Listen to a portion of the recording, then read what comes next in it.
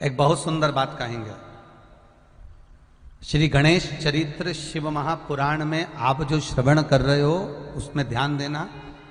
बुधवार के दिन दुर्गाष्टमी है, गौरी अष्टमी है, राधाष्टमी है महाराज। और बुधवार के दिन जो अष्टमी पड़ रही है बड़े समय के बाद आनंद करने वाली है महाराज। जो गणेश जी के चतुर्थी से लेकर वैकुंठ आनंद में अनंत चौदस तक जो पड़ रही है उसके आनंद सुख को अपन धारण करें। जिसको स्वप्न में सर्प दिखते हो, जिसको रात भर स्वप्न ही स्वप्न बिल्कुल फिल्म जैसे चलते रहते हो, रात को बस केवल नेत्र बंद है और स्वप्न एक जैसे दिख रहे हो, एक जैसे स्वप्न चल रहे हैं महाराज। पूरी रात एक स्वप्न पूर्ण होता है, दूसरा स्वप्न आ जाता है, दूसरा स्वप्न पूर्ण होता है, तीसरा स्वप्न आ जाता है, तीसरा पूर्ण होता है, चौथा स्वप्न आ जाता है। जिनको रात भर स्वप्न पे ही स्वप्न नजर आ रहे हो, दिख रहे हो।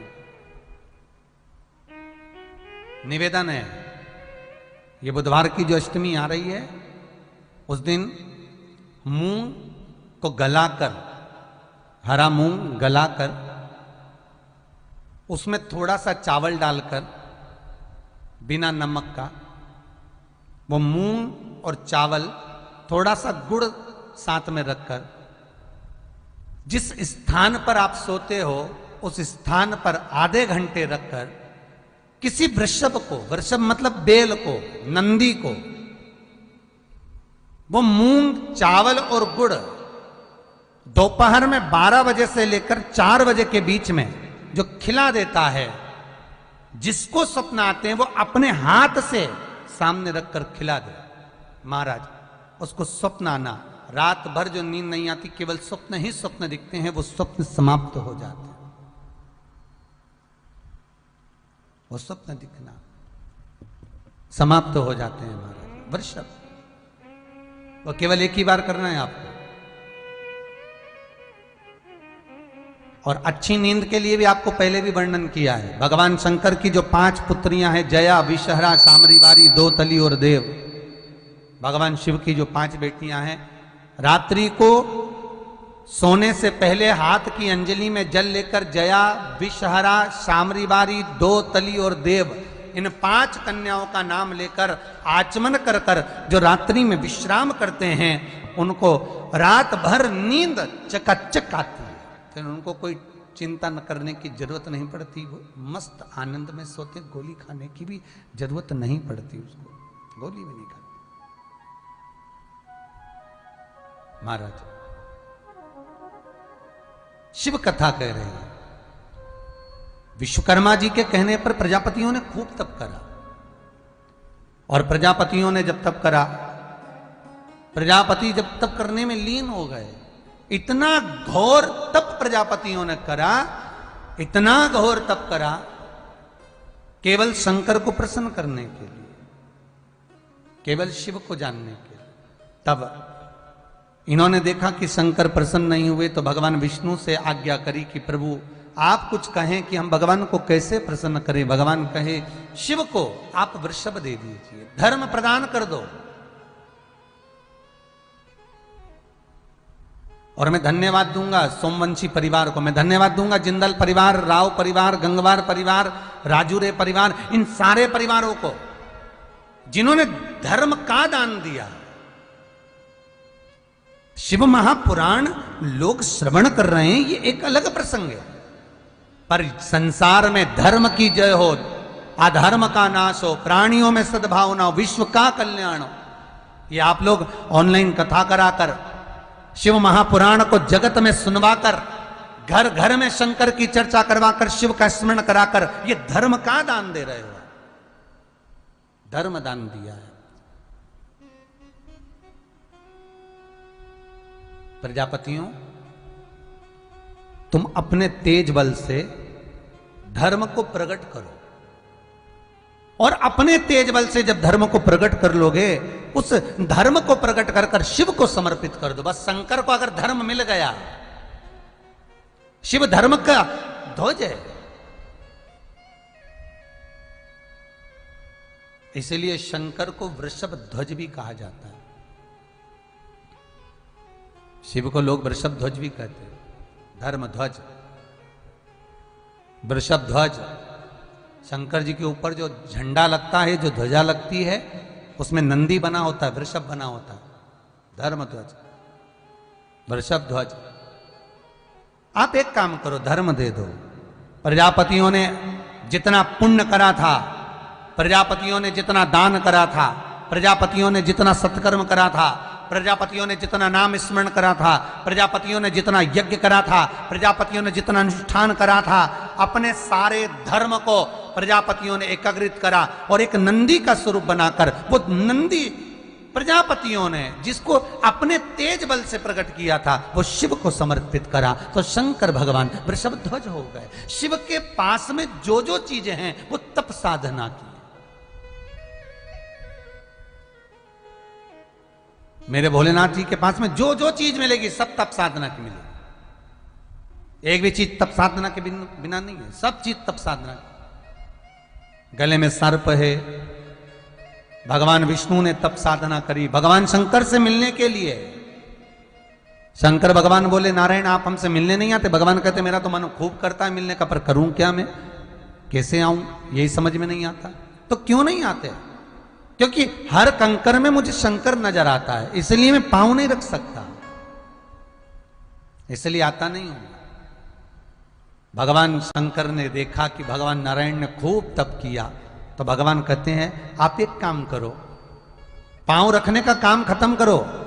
कंकर पर पांव रखोगे तो शंकर लगेगा ना, तो पांव मत रखो, आप सांप बन जाओ। तो शिव जी के गले में जो सर्प पड़ा है ये भगवान विष्णु है, तप साधना से सर्प बने।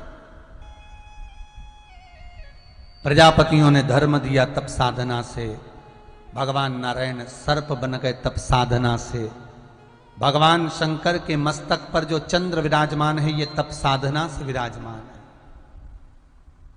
तप साधना से। शंकर भगवान के परिवार में जितने बच्चे हैं ये भी तप साधना के।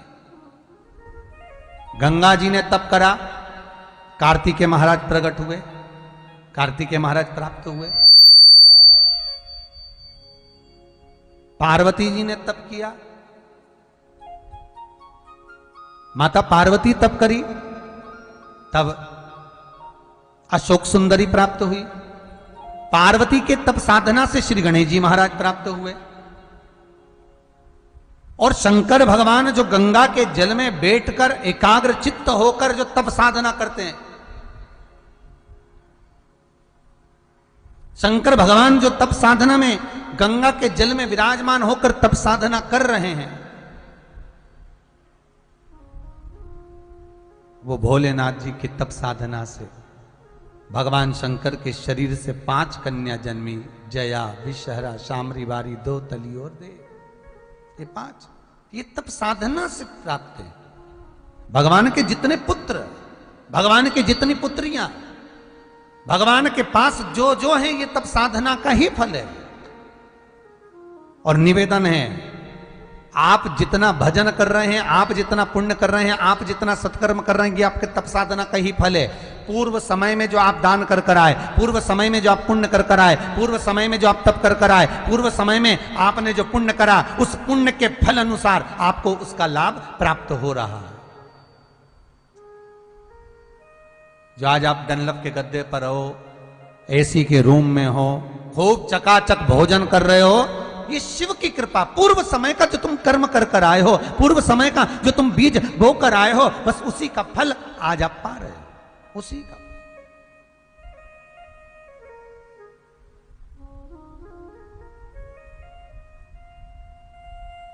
वो कहते हैं ना, मेरे भोले के दरबार में सब लोगों का खाता, किसी को कोड़ी कम नहीं देता, किसी को दमड़ी ज्यादा। भोले बाबा के दरबार में सब लोगों का खाता, सबकी लेखनी उसके पास में लिखी हुई है, हर एक का हिसाब उसके पास जमा हुआ, वो देता है। आज श्री गणेश जी महाराज मां जगतजननी जगदम्बा के पास में आए।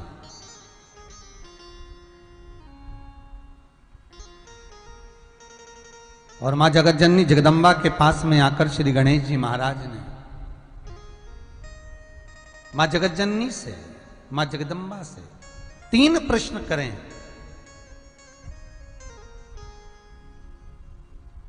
देवता और दानव, इनके जो प्रश्न होते हैं, इन प्रश्न का जो आनंद होता है वो जीवन को सुख पहुंचाने वाला, सुखमय बनाने वाला। मां जगतजननी कैलाश पर्वत पर शिला पर बैठी हुई है और भगवान श्री गणेश जी महाराज आज मां जगदम्बा के पास में आकर विराजमान हो गए। रिद्धि सिद्धि अंदर भवन में भोजन बना रहे हैं। शिव का परिवार देखना कितना आनंदमय।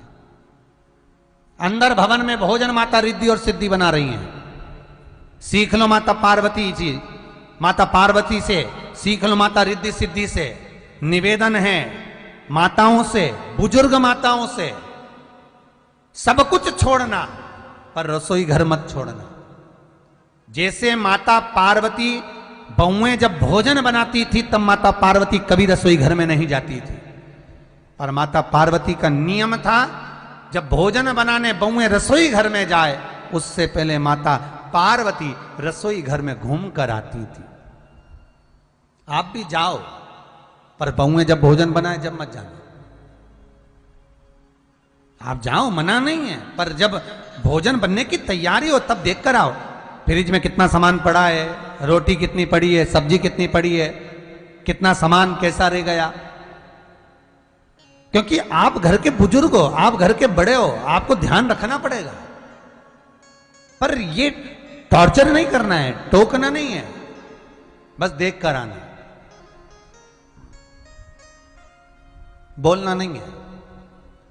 क्योंकि बोल भी दोगे और बच्चा भी है तो क्या कर लोगे, बोल के हो जाओगे ना बूढ़े, क्या मतलब बोलना भी नहीं, बस देख कर आना। माता पार्वती प्रवेश कर कर भवन में रसोई घर में देख कर आ जाती थी। और माता पार्वती जब देख कर आई और रिद्धि सिद्धि ने भोजन सिद्ध करा, भगवान भोलेनाथ को भोग लगा, देवता होन पाए, गणेश जी महाराज, कार्तिकेय महाराज, अशोक सुंदरी, जया, विषहरा, शामरीवारी, दो तली देव, जब जी सब पा रहे हैं, देख कर रहे हैं। गणेश जी महाराज पास में बैठकर मां जगतजननी जगदम्बा से, माता पार्वती से प्रश्न कर रहे हैं। पहला प्रश्न है श्री गणेश जी महाराज का मां जगतजननी से, मां जगदम्बा से, मां भवानी से। मां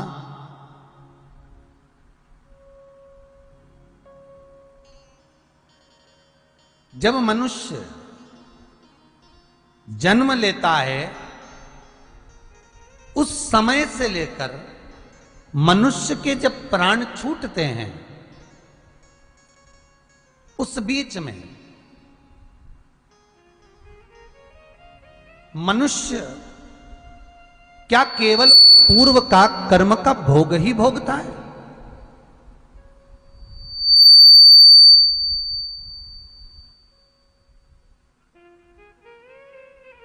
क्या केवल पूर्व के कर्म का भोग ही भोगेगा? क्या केवल पूर्व के कर्म का भोग ही भोगता है? मां जगतजननी जगदम्बा माता पार्वती श्री गणेश जी महाराज की ओर देखकर भगवान श्री गणेश जी महाराज से कहती हैं, लाडले विनायक गणेश सुनो, मनुष्य के शरीर से 21,600 श्वास प्रतिदिन निकलती है। ऐसा कोई दिन नहीं जाता जिस दिन मनुष्य के शरीर से 21,600 श्वास ना निकलती हो, प्रतिदिन। और इस 21,600 श्वास जो मनुष्य के शरीर से निकल रही है, ये श्वास जब बालक जन्म लेता है, जब बच्चा माता के उदर से पैदा होता है, जन्म लेता है, उस दिन उसके हस्त कमल में, उसके मस्तिष्क पर, उसके रेखा पर लिख दी जाती है कि इतनी श्वास इसको इतने समय तक ग्रहण करना है, छोड़ना है।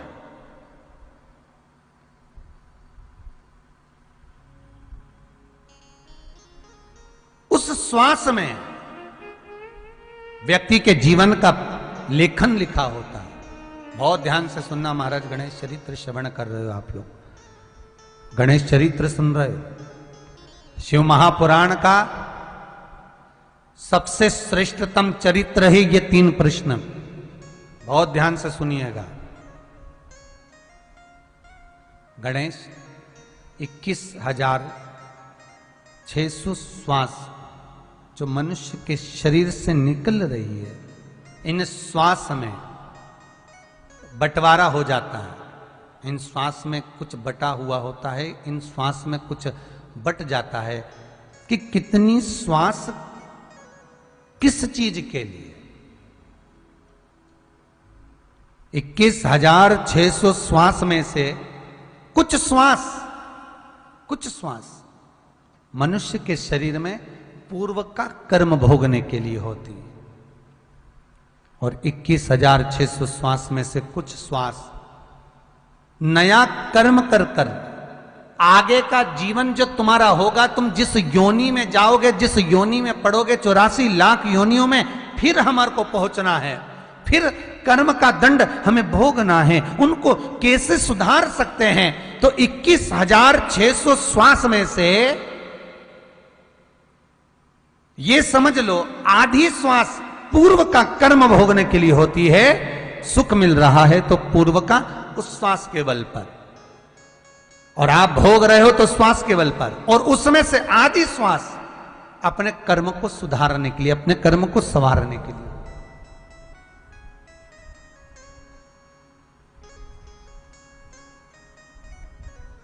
अपने कर्म को हम संवारे, उसके लिए प्राप्त होती है। तो सुनो गणेश, तुमने प्रश्न किया है कि जन्म से लेकर मृत्यु की सैया पर पड़े हुए मनुष्य की जो श्वास चलती है, उसमें वो अपने कर्म का भोग भोगता है। तो मां जगत जननी कहती है केवल कर्म का भोग तो भोगता ही है। सुख भी मिल रहा है तो पूर्व में करे कर्म के अनुसार, अगर कुछ मिल रहा है तो पूर्व में करे कर्मों के अनुसार, अगर दुख भी मिल रहा है तो पूर्व में करे कर्मों के अनुसार। पर सुनो, इन्हीं मनुष्य की देह में जन्म से लेकर मृत्यु की सैया तक जो अच्छा कर्म वो करता है, वो आगे चलकर उसको फिर पुनः प्राप्त हो जाता है, वापिस उसे प्राप्त हो जाता है, फिर वापिस मिल जाता है। इसलिए मत बुरे कर्म कर बंदे, वरना पछताएगा, भगवान की आंखों से तू बच नहीं पाएगा, तू बच नहीं पाएगा।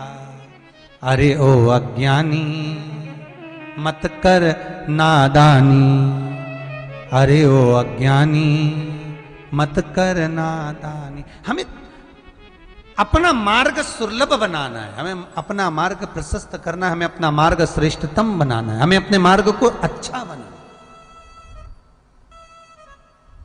श्रेष्ठ बनाना। दूसरा प्रश्न, श्री गणेश जी महाराज माता से कहते हैं, मां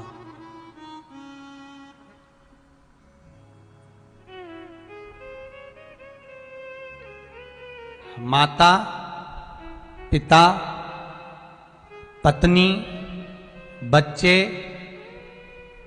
भाई, बंधु, सखा, रिश्तेदार, नातेदार, कुटुंब, कबीला, ये जितना भी मिला है, और मां, नगर, बस्ती, गांव, क्षेत्र, शहर जो मिला है,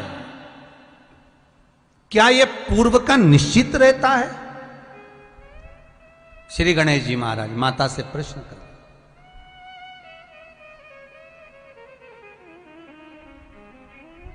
भगवान भोलेनाथ जी को धन्यवाद देना आज हो, जरूर देना कि तुम्हें किसी भिखारी के घर में पैदा नहीं करा। भोलेनाथ जी को धन्यवाद देना इस चरित्र को सुनने के बाद कि तुम्हें किसी कटोरा लेकर भीख मांगने वाले के घर में पैदा नहीं करा। आप में से कितने लोग हैं जो पैदा हुए थे तो कुछ लेकर आए थे, तुम्हें तो यह भी नहीं मालूम था कि किसी अच्छे घर में पैदा हो जाओगे, यह भी नहीं मालूम था कि तुम्हारा शरीर पूरा मिल जाएगा। पांव दो, हाथ दो, नयन दो, श्रवण दो, नासिका के छिद्र दो, मुख जिह्वा, पूरा शरीर भगवान ने अच्छा दे दिया। भगवान को धन्यवाद देना। अगर एक आध पांव मांव तोड़ के भेज देता तो उससे क्या झगड़ा करने जाते ऊपर कि तुमने मुझे पांव क्यों नहीं दिया, तुमने मुझे हाथ क्यों नहीं दिया, तुमने मुझे श्रवण शक्ति क्यों नहीं दी, तुमने मुझे नेत्र क्यों नहीं दिया, क्या झगड़ा करने जाते? नहीं, भगवान को धन्यवाद देना और बहुत बहुत धन्यवाद देना कि तेरी मेहरबानी का, हे प्रभु तेरी कृपा, तेरी दया, तेरी दया इतनी है, तेरी मेहरबानी इतनी है, तेरी करुणा इतनी है कि भोलेनाथ मैंने कौन सा पुण्य करा था जो अच्छे घर में पैदा कर दिया, अच्छा घर दे दिया, परिवार अच्छा दे दिया, पत्नी बच्चे कुटुंब कबीला अच्छा दे दिया और शरीर भी अच्छा दिया। ये तेरी कृपा है, ये तेरी करुणा। मां जगत जननी जगदम्बा गणेश जी से कहती हैं, गणेश विनायक, ये पूर्व निश्चित है कि कौन से मोहल्ले में, कौन सी गली में, कौन सी जगह पर, कौन से शहर में, किस घर में, किस कुल में, किस स्थान पर तेरा जन्म होगा।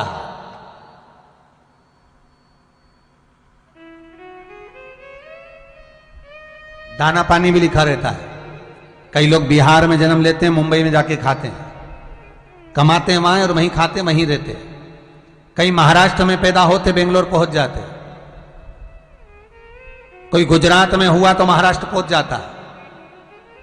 कभी विचार करा आपने कि पैदा आप सीहोर में हुए हो, पैदा आप गुजरात में हुए हो, पैदा आप भोपाल में हुए हो, पैदा आप इंदौर में हुए हो और कहां रह रहे हो? बेंगलोर में। कहां रह रहे हो? महाराष्ट्र में। कहां रह रहे हो? गुजरात में। कहां? अपना घर, अपना परिवार, अपने माता पिता, अपना कुटुंब कबीला, अपना जमीन जायदाद घर सब छोड़कर आप यहां वहां रहकर अपनी पत्नी और बच्चों को पाल रहे हो, वहां रहकर 2 रोटी खा रहे हो, वहां रहकर सर्विस कर रहे हो, नौकरी कर रहे हो, चाकरी कर रहे हो। कभी विचार करा क्यों? किस लिए? अरे भैया, गरुड़ पुराण में एक लाइन आती है, बड़ी सुंदर है। गरुड़ पुराण का 3रा अंश, उसमें यहां तक लिखा है, किसी डॉक्टर को जाकर आप दिखा रहे हो, वो इंजेक्शन लिख रहा है या इंजेक्शन लगा रहा है, उसमें भी आपका कर्म का भाग है,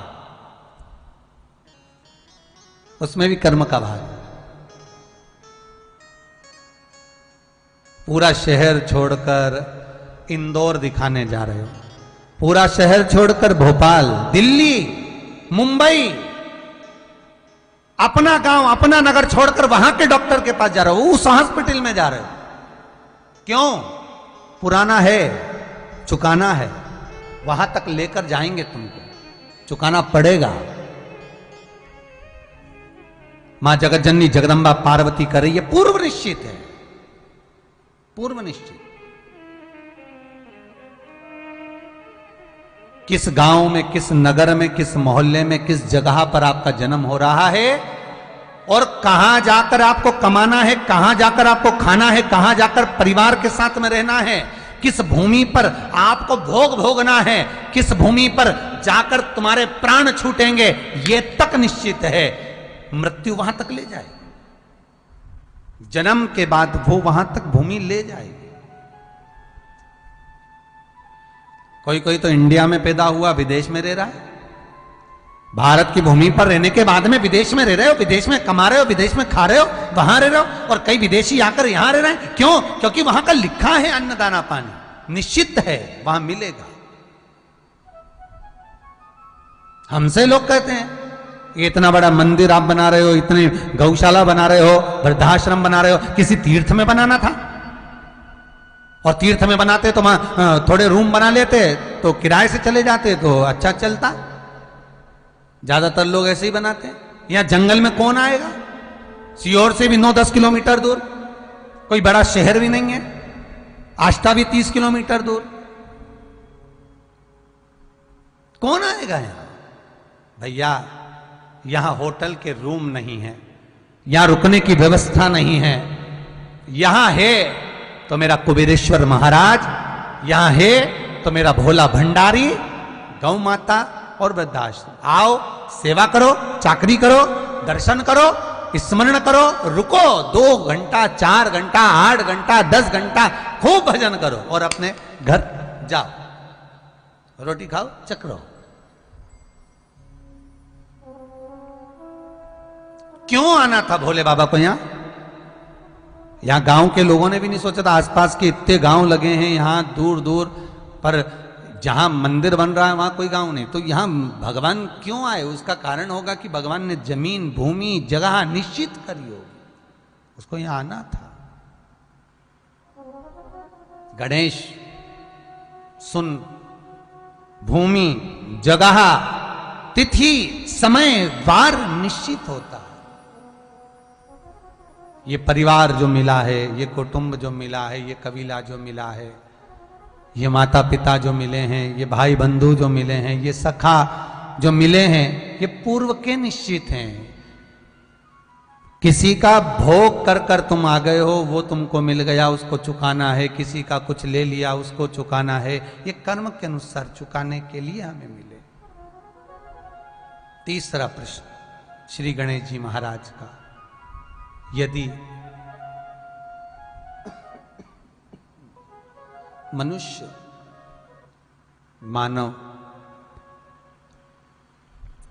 इस भूमंडल पर आए और मनुष्य इस पृथ्वी पर आए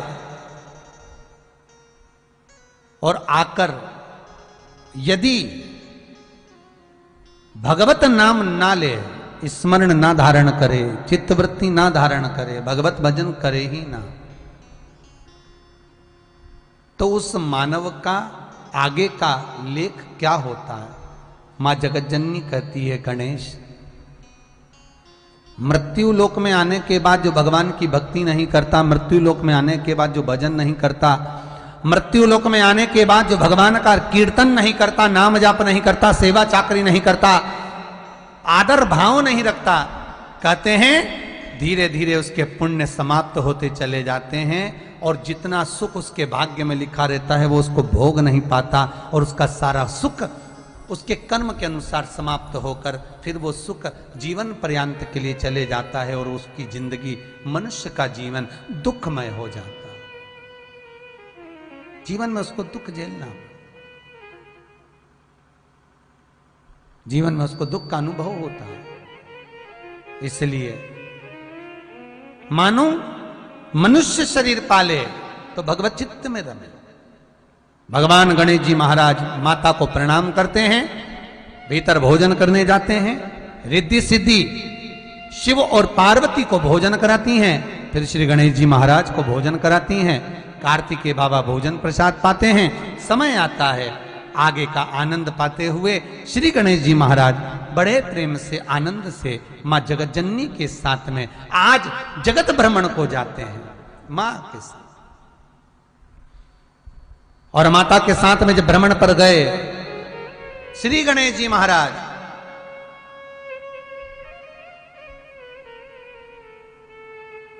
तब श्री गणेश जी महाराज ने रिद्धि सिद्धि को साथ ले जाते समय एक प्रश्न किया और रिद्धि सिद्धि भगवान गणेश जी महाराज के चरणों का अनुमोदन करती हैं। मां जगतजननी रिद्धि सिद्धि और गणेश जी को छोड़कर चली जाती है। समय आता है श्री गणेश जी महाराज के यहां रिद्धि सिद्धि के गर्भ से दो पुत्र का जन्म होता है, शुभ और लाभ। दो पुत्र जन्मे। कहते हैं, शिव महापुराण वर्णन करती है, अमरनाथ जी की गुफा में जब दर्शन करने जाते हो आप लोग, तो उसके पहले एक स्थान पड़ता है। उस स्थान पर माता रिद्धि सिद्धि ने घोर तप करा था, साधना करी थी। माता रिद्धि सिद्धि ने कहा ओम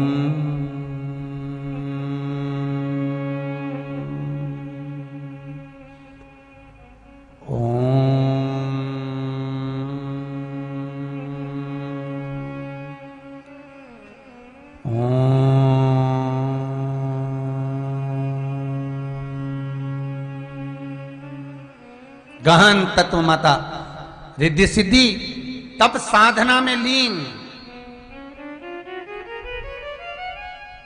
गौर तप कर, गौर तप।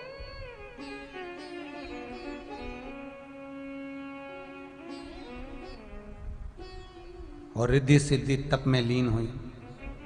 भगवान शिव का आगमन हुआ मां जगज्जननी जगदम्बा के साथ। पार्वती जी ने पूछ लिया बहुओं से, क्या चाहती हो? बहुएं कहती हैं, हमारे गर्भ से जो पुत्र जन्मे, जैसे श्री गणेश जी महाराज का प्रथम भाव रखा जाता है, हमारे पुत्र जो हमारे गर्भ से जन्मे वो जगत का कल्याण करने वाले हों, जगत का हित करने वाले। शिव जी ने तथास्तु कहा, तथास्तु। और माता पार्वती ने उसी समय अपनी गोदी में से बेलपत्र के पत्र उठाकर माता पार्वती ने दोनों बहुओं की गोदी में डाल दिया। देखो मेरी मां जगज्जननी जगदम्बा को देखो, नारी को अखंड सौभाग्य देने वाली है तो मेरी मां है, गोदी में लाल देने वाली है तो मेरी मां है।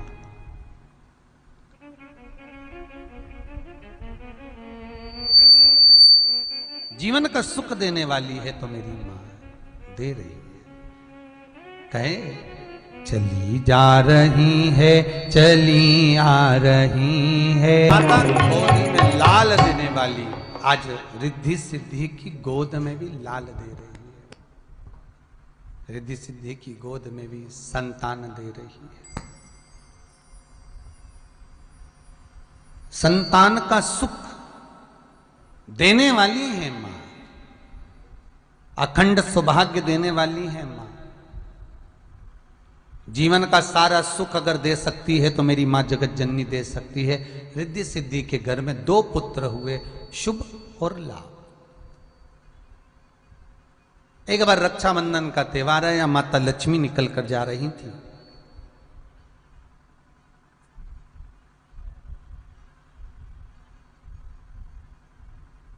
श्री गणेश जी महाराज ने माता लक्ष्मी को रोक लिया, रुको जरा महारानी जी, रुकिए, माता जी जरा रुकिए। लक्ष्मी जी रुकी और गणेश जी को देखा, और गणेश जी को देखकर लक्ष्मी जी ने पूछ लिया, क्या बात है गणेश, क्या हुआ? हुआ क्या? गणेश जी बोले, माता मुझे आपसे कुछ पूछना है। हाँ बोलो, क्या पूछना है? माता आप कहां जा रही हो? माता लक्ष्मी जी बोली, मैं अपने माता के घर जा रही हूं। क्यों? मैं अपनी माता ख्याति देवी के घर जा रही हूं। क्यों? क्योंकि रक्षाबंधन का त्योहार है। ओह, ये त्योहार क्यों होता है? लक्ष्मी जी ने सारा प्रसंग सुनाया।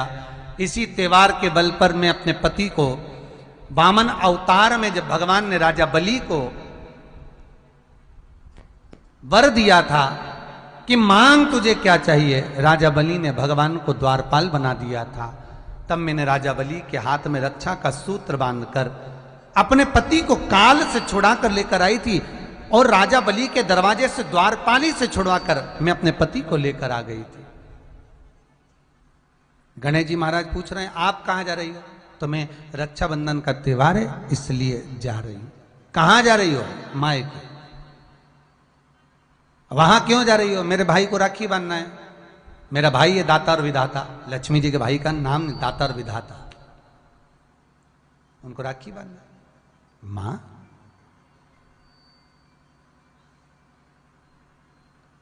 गणेश जी बोले दाता और विधाता से राखी बंधवाना है, राखी बांधना है? हाँ। गणेश जी तुरंत माता पार्वती के पास गए। मां, मां, मां बोली हाँ क्या बात है? मां, हमारे हस्त कमल पर भी कोई राखी बांधे, ऐसी हमारी बहन प्रकट हो, ऐसी हमारी बहन प्रकट हो। माता पार्वती ने कहा ठीक है। और माता पार्वती उसी समय पर भगवान शिव को लेकर नंदनवन के लिए चली। और नंदनवन में माता पार्वती जब भगवान शंकर के साथ में काशी में पहुंची हैं, नंदनवन में पहुंची हैं, मां बैठी हैं, भगवान शंकर को जाना पड़ा है। माता पार्वती ने एक वृक्ष सामने देखा अशोक का, और माता पार्वती ने भगवान शिव से पूछा, भोलेनाथ आप हमें छोड़कर कहां जा रहे हो? शंकर भगवान बोले तुम यहां रुको। पार्वती अगर तुम्हें कुछ चाहिए तो इस वृक्ष से मांग लेना, ये आपको प्रदान कर देगा। माता पार्वती बैठी एकांत में। एकांत को समाप्त करने के लिए माता पार्वती ने सामने जो वृक्ष था अशोक का, उससे हाथ जोड़कर निवेदन करा, हे अशोक के वृक्ष, हे अशोक के वृक्ष, आप हमारे एकांत को मिटाने के लिए इस वृक्ष से कन्या को प्रकट करिए। और अशोक के वृक्ष में से कन्या निकलकर बाहर आती है, जिसका नाम अशोक सुंदरी होता है। अशोक सुंदरी के साथ में मां जगत जननी जगदम्बा विराजमान होती हैं। यह प्रसंग आपको पहले भी कथा में कहा। माता अशोक सुंदरी को लेकर जाती हैं, गणेश जी के हस्त कमल पर अशोक सुंदरी रक्षा का सूत्र बांधती है। समय आता है जो प्रसंग माता पार्वती से गणेश जी ने कहा था, वही प्रसंग रिद्धि सिद्धि और गणेश जी से शुभ और लाभ ने कहा था। वही प्रसंग आज शुभ और लाभ माता रिद्धि सिद्धि के साथ भगवान गणेश जी के पास आकर बैठते हैं। और गणेश जी महाराज से कहते हैं, पिताजी हमारी कोई बहन नहीं है जो हमारे हाथ पर रक्षा सूत्र बांधे।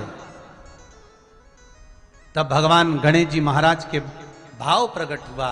कितनी सुंदर प्रसंग शिव महापुराण में आता है, शिव कथा के अंतर्गत आता है कि घर में बेटा होगा जो एक कुल को तारेगा, और घर में बेटी होगी वो 2 कुल को तारेगी। उसके बाद भी दुनिया के लोगों को बेटा प्रिय है, उसके बाद भी दुनिया के लोगों को बेटा प्रिय है जो एक कुल को तारे, और बेटी 2 कुल को तार रही है। बेटे का जन्म होता है तो माताएं बड़ी प्रसन्नता में आकर बताती है, अरे जीजी छोरा हुआ है, अरे जीजी लड़का हुआ है, बेटा हुआ है महाराज। और बेटी का जन्म हो जाए मुंह से आवाज नहीं आती है।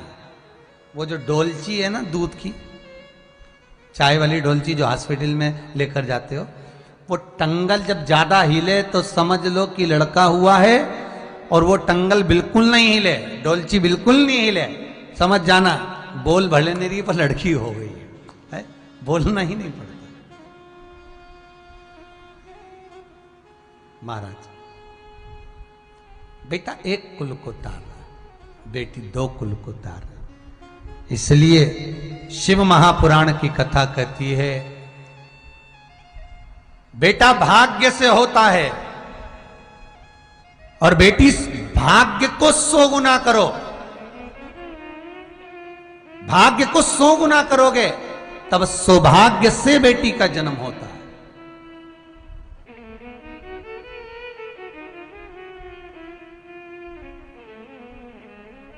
और बहुत ध्यान देना महाराज, फिर निवेदन करूंगा, जो पहले कहा आज फिर कह रहा हूं, जो पहले कहा है वो आज फिर कह रहा हूं। जन्म, मरण और परण 3 जन्म, मरण और परण, ये तीन मेरे शंकर के हाथ में है। जन्म कहां होगा, किस घर में होगा, किस जगह पर होगा, कौन से नगर में, कौन से गांव में, कौन बस्ती में, किस जगह पर पैदा होगे, जन्म होगा, ये वो निश्चित करेगा। जन्म, मरण, कहां पर मृत्यु लिखी गई है, कहां मौत होगी, कहां प्राण जाएंगे, ये भी उसने निश्चित करा। मरण, परण, विवाह, खूब देखकर अच्छे संबंध करा, लड़की खुश रहेगी, खूब पैसा है साहब, अरे क्या समधी मिला, क्या वीआई मिला, खूब पैसा, खूब पैसा। कितना देखा था समुद्र देवता ने लक्ष्मी को विवाह करने से पहले,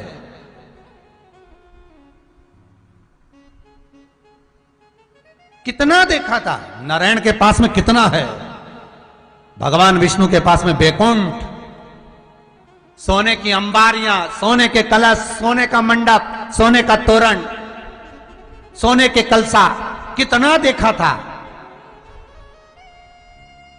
पर समुद्र देवता को यह मालूम था कि लक्ष्मी जी चरणों में बैठी मिलेगी। धन बहुत है, पर माता नारायण के चरणों में बैठी है, माता नारायण के चरणों में विराजमान है। और सबने मना करा था, पार्वती विवाह मत कर, पार्वती शंकर भस्मी रमाते हैं, जटा जूट बांधते हैं, मृग छाला पहनते हैं, गले में सर्पों की माला पहनते हैं, मुंड माला धारण करते हैं, अरे पार्वती मत ब्याह कर। हिमालय राज कहते हैं मैं बेटी नहीं ब्याऊंगा ऐसे घर में, मेरी बेटी को तो मैं अच्छे घर में दूंगा। पर किस्मत देखो, जहां राजसी ठाट देखकर समुद्र देवता ने लक्ष्मी को ब्याया था, माता लक्ष्मी भगवान विष्णु के चरण के पास में मिलती हैं। और जहां कुछ भी नहीं था, कोई धन नहीं, कोई वैभव नहीं, कोई सत्ता नहीं, कोई राजसी ठाट नहीं, वहां हिमालय राज ने अपने इतने राजसी ठाट में से बेटी को ब्याया था। वहां जाकर देखते हैं तो कम से कम प्रसन्नता तो होती है कि पार्वती शिव के नजदीक वाम अंग पर विराजमान है, पास में बैठी। ब्रह्मा जी और ब्रह्माणी को देखना, कभी पास में बैठे नहीं मिलेंगे। ब्रह्मा उधर तो ब्रह्माणी उधर। इंद्र और इंद्राणी को देखना, धन बहुत है पर पास में बैठे नहीं मिलेंगे। नारायण और लक्ष्मी को देखना, नारायण के चरणों में लक्ष्मी बैठी मिलेगी। पर 33 कोटि देवताओं में केवल एक नजदीक में अगर कोई बैठा मिला, स्वयं राम और सीता को देखो, स्वयं कृष्ण और राधा को देखो, सीता का भी परित्याग हुआ, इतना राजसी ठाट था तो भी जाना पड़ा। रुक्मणी जो द्वारका की महारानी थी, तो दुर्वासा बाबा के कहने पर उनको जाना पड़ा। द्वारकापुरी खाली, रुक्मणी जी द्वारकापुरी के मंदिर से कोसों दूर है, द्वारकाधीश मंदिर के अंदर, और रुक्मणी कोसों दूर, इतना ठाठ होने पर केवल एक महारानी माता पार्वती, जगदम्बा, जगद्धात्री मां दुर्गा, भवानी मां, भले महल नहीं, भले अटारी नहीं, भले सुख नहीं, भले संपदा नहीं, पर माता पार्वती का अखंड सौभाग्य, जगत जननी दुर्गा भवानी का जो आनंद है, शिव के नजदीक वाम अंग विराज रही है, शिव के नजदीक।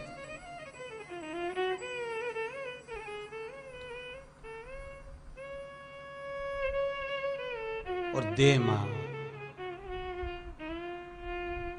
नजदीक बैठी, तो ये ना सोचें कि बेटी को अच्छा घर देखना है, अच्छा बंगला देखना है, गाड़ी देखना है, बेटी को सारा सुख देखना है, ये ना देखे।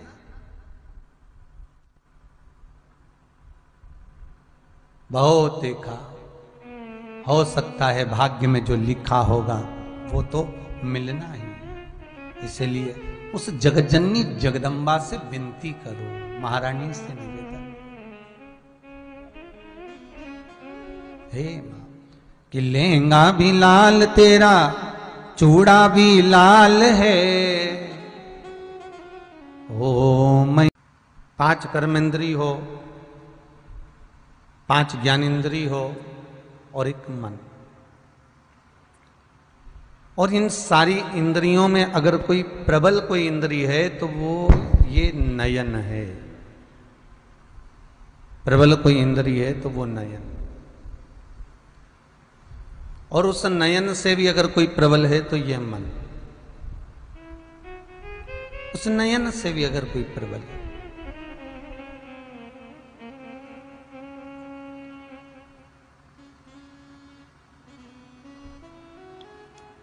पांच दिवसीय कथा में पंचम दर्शन को समझ लो।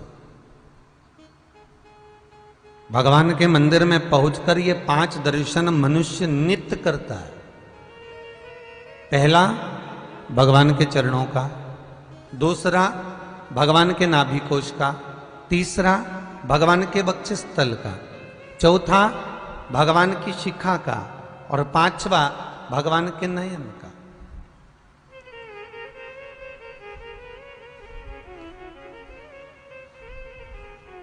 सबसे पहला दर्शन जब हम भगवान के मंदिर में पहुंचकर जाकर करें तो वो भगवान के चरण होना चाहिए।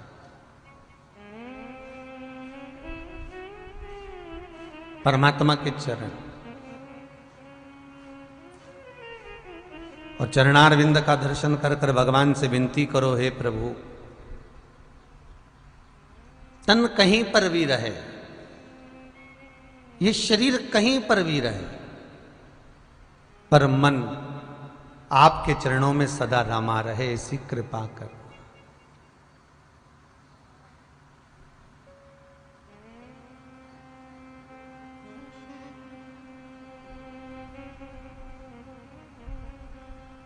महाराज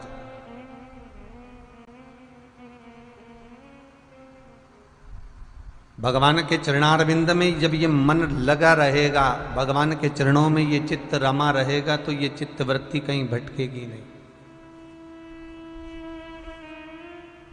भीष्म पितामह ने भगवान कृष्ण से शब्द कहा था। कृष्ण जब भीष्म पितामह से कहते हैं कि पितामह तुम अपने प्राणों को त्यागते क्यों नहीं हो, आखिर आप अपना प्राण क्यों नहीं त्यागते? अब तो उत्तरायण हो गया सूर्य, अब तो कृपा करो और त्याग दो। कितनी बाणों की सैया पर आप पड़े हुए हो, कितने बाणों पर आप पड़े हुए हो, कितना कष्ट आप अपने जिंदगी में झेल रहे हो, कितने कष्ट में आप पड़े हुए हो, और इस कष्ट के भीतर यदि आप इतना दुख झेल कर पड़े रहोगे तो तकलीफ तो मुझे भी होगी ना।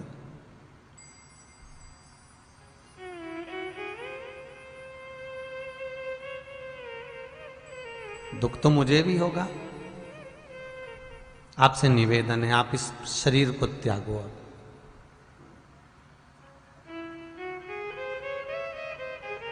ये शरीर अब छोड़ दीजिए।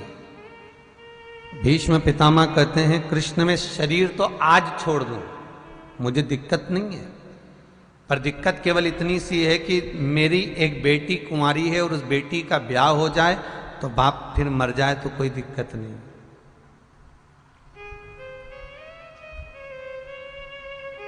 घर में अगर बेटी कुंवारी बैठी रहे तो पुराने समय में तो माँ बाप तीर्थ करने भी नहीं जाते थे।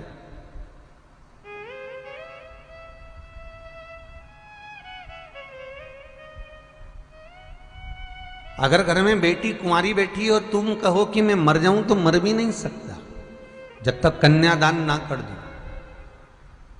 भगवान कृष्ण कहते हैं पितामह आपने तो जीवन भर व्रत लिया था कि कुंवारे रहोगे, तो तुम्हारी बेटी कहां से आ गई थी? भीष्म पितामह कहते हैं ये सब बात का प्रसंग है, पहले तो तू हां भर दे कि तू मेरी बेटी से विवाह करने को तैयार है। भगवान बोले मैं आपकी बेटी से कैसे विवाह कर सकता हूं? कृष्ण चले गए अर्जुन ने पूछा, आज बड़े मौन बैठे हुए हो, क्या बात है? भगवान कहते हैं, अर्जुन मुझे एक बात समझ में नहीं आती, पितामह ने कहीं गोपनीय रूप से कोई विवाह तो नहीं कर रखा? आज पितामह कुछ ऐसे शब्द कह रहे थे कि तुम्हारी अगर कोई तुम्हें विवाह करना है मेरी बेटी के साथ, तो उनकी बेटी कहां से आ गई?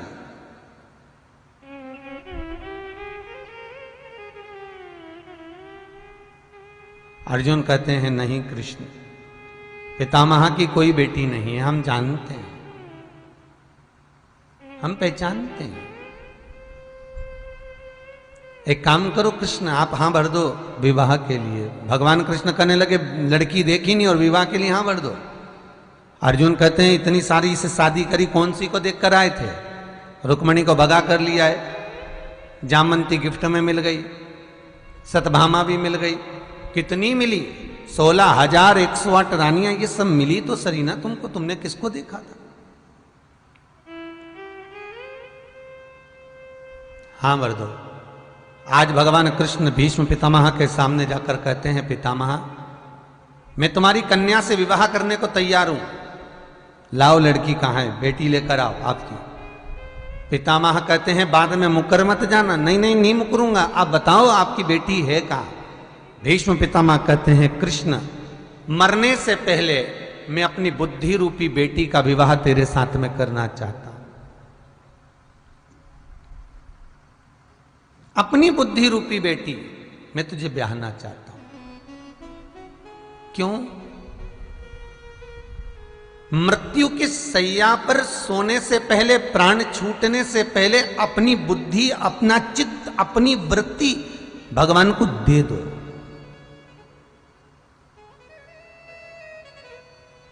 दे दो।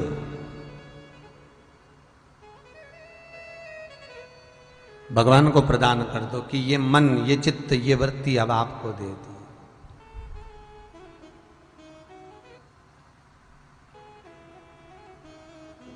महाराज,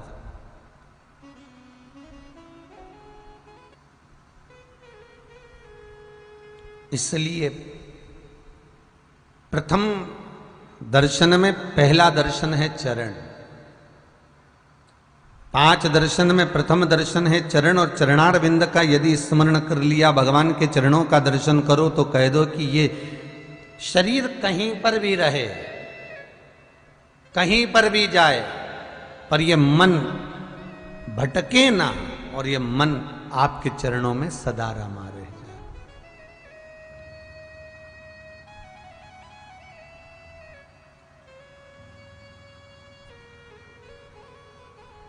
कहीं दूसरी जगह ये चित्त जाए ना। आज सोमवंशी परिवार यदि ये कथा को ऑनलाइन करवा रहा है, मैं हरदोई उत्तर प्रदेश में बैठकर इस कथा को ऑनलाइन जो करा रहे हैं, आज वहां बैठकर इस कथा का रस तत्व यदि ग्रहण कर रहे हैं, तो ये बैठे भले वहां हैं, भले बैठे हरदोई में। राजूरे परिवार ने कथा कराई, बैठे लातूर में थे। गंगवार परिवार कथा करवाया, बैठा लखनऊ में था। राव परिवार, जिंदल परिवार, ये सारे परिवार जो कथा करवाए, बैठे कोई दिल्ली में, कोई फरीदाबाद में थे।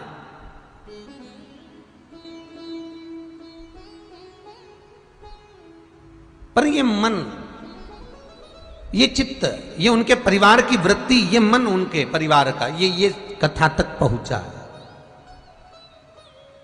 और आपको कथा में पहले भी कहा, आज फिर कह रहा हूं, पंडाल में कोई नहीं,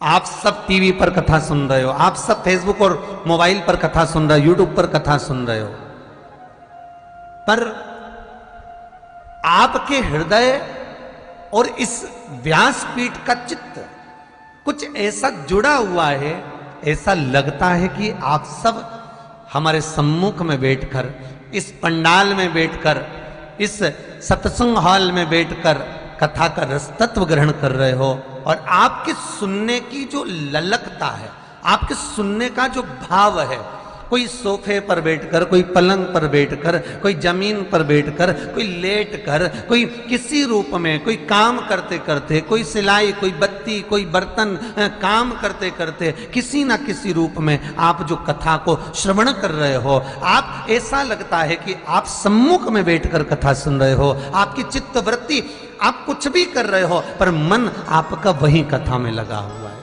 दिल आपका वही कथा में लगा।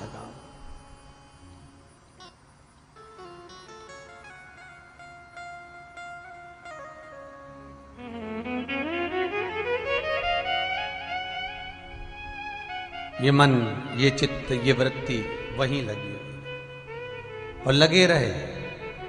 अगर ये मन भी आपका यदि सत्संग में लगा हुआ है, फिर ये शरीर कहीं पर भी जाए, करना ही क्या है इस शरीर का। हाथी मरता है तो उसका शरीर काम में आ जाता है, एक पशु मरता है तो उसका चमड़ा काम में आ जाता है, शेर मरता है तो उसकी खाल काम में आ जाती है, चीता मरता है तो उसकी खाल काम में आ जाती है, हिरण मरता है तो उसकी खाल काम में आ जाती है, बंदर मरता है तो उसकी खाल काम में आ जाती है।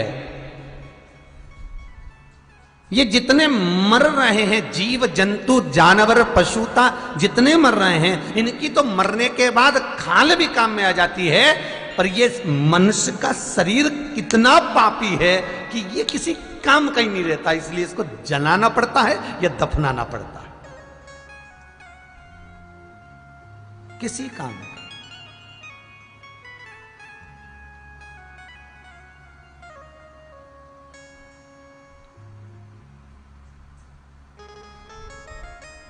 ये मनुष्य का शरीर कितना झूठ कपट बेईमानी प्रपंच से भरा हुआ है कि वो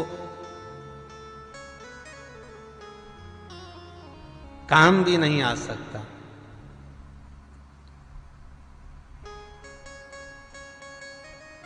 महाराज वो किसी काम में कहे। और ये शरीर भगवान ने जो बनाकर भेजा है, इस शरीर की जो रचना करी है भगवान ने, वो रचना ही ऐसी करी है कि ये मेरे ही भजन के लिए बना है और मेरे लिए ही समर्पित हो, दूसरा कोई क्रम ना रहे।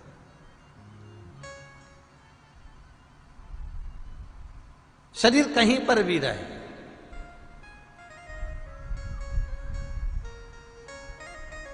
शरीर कहीं पर भी जाए, पर ये मन, इसको भगवान का चरण मिलता रहे। जितने लोग कथा टीवी के माध्यम से सुन रहे हैं, उनकी वृत्ति यही शिव महापुराण में, यही हॉल में, और कई कई श्रोता तो ऐसे हो गए हैं कथा सुनने वाले कि जो ठीक 2 बजती है उसके 5 मिनट पहले, 10 मिनट पहले टीवी चालू कर कर बैठ जाते हैं।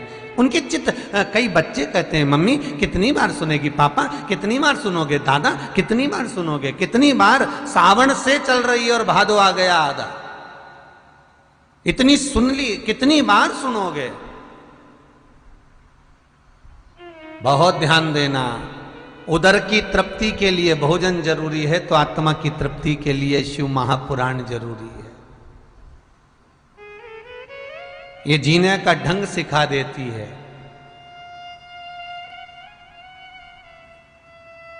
राम कथा जीना सिखाती है, कृष्ण कथा मरना सिखाती है, शिव महापुराण आपकी जिंदगी को सुखमय कैसे बनाना है, ये शिव महापुराण सिखा देती है। आपका जीवन सुखमय कैसे हो।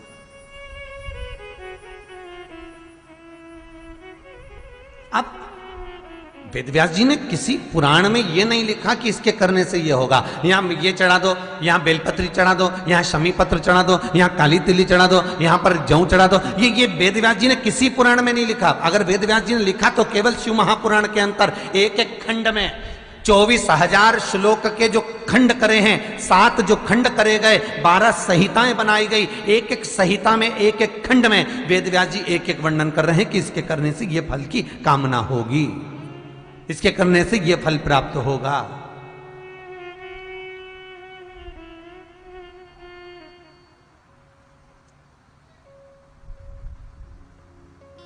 क्यों? क्योंकि मनुष्य पृथ्वी पर रहता है, और देव अधिदेव महादेव भी पृथ्वी पर रहते हैं, वो कैलाश पर। और कैलाश कहीं बैकुंठ में नहीं है, कैलाश कहीं ब्रह्मलोक में नहीं है, कैलाश किसी स्थान पर नहीं है। कैलाश अगर है तो यही पृथ्वी पर है। आप और हम सब कैलाश पर ही तो रह रहे हैं। ये संपूर्ण ब्रह्मांड वही तो है। और एक बहुत सुंदर निवेदन आप सबसे, कैलाश के शिखर पर चढ़ना और वहां जाकर बैठकर तप करना कठिन है। आप नहीं जा सकते, मत जाओ। आप कैलाश पर नहीं जा सकते, वहां बैठकर तप नहीं कर सकते, अमरनाथ की गुफा में बैठकर साधना नहीं कर सकते, मत बैठो। पर शिव महापुराण की कथा कहती है कि घर में बैठकर भी इस मन को, इस वृत्ति को, इस चित्त को आप कैलाश पर्वत बना लीजिए। घर में बैठकर भी इस मन को, इस बुद्धि को, इस चित्त को आप अमरनाथ बना लीजिए। इस मन को आप केदारनाथ बना लीजिए। इस मन को इतना शीतल बना लो, इतना शांत, इतना स्नेही बना लो कि दुनिया के लोग कहें कि ये शंभु, ये शंकर, ये त्रिकालदर्शी, ये कैलाशी, ये अविनाशी का भगत आ रहा है।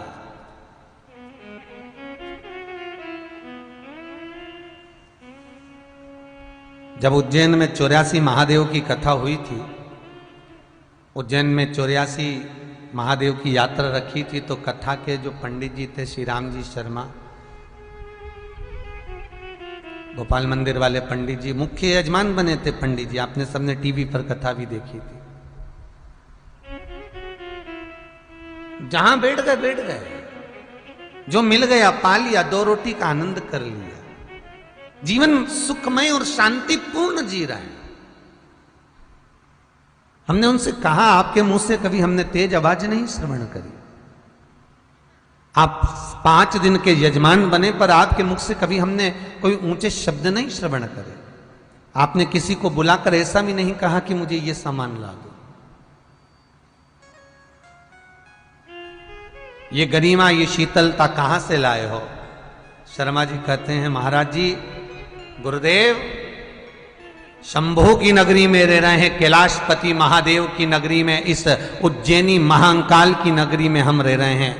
अगर हमारा महाकाल बाबा मौन होकर, चित्त वृत्ति को धारण कर कर शांत मुद्रा में अगर बैठकर साधना कर सकता है, मौन रह सकता है, उसकी मस्ती में रह सकता है, उसके मस्तक पर जब गंगा विराजमान हो, गले में विष भरा हुआ हो, ऐसा मेरा कालों का काल महाकाल जब अपनी सुंदर भाव से यहां निवास कर सकता है, तो फिर हम क्यों ना शांत रह सके, हम क्यों ना धीरवान रह सके, हम क्यों ना स्नेही रह सके।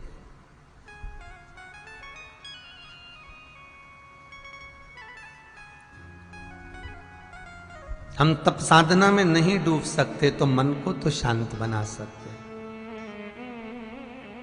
कपिल देव जी महाराज अपनी माता देवहूति को ज्ञान देते हैं।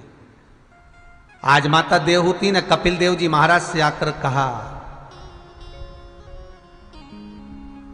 आज माता देवहूति ने कपिल जी से कहा, कपिल मेरा बुढ़ापा आ गया है। ये बुढ़ापा बड़ा बुरा होता है, ये बुढ़ापा बड़ा विचित्र है, ये बुढ़ापा बड़ा बेकार है।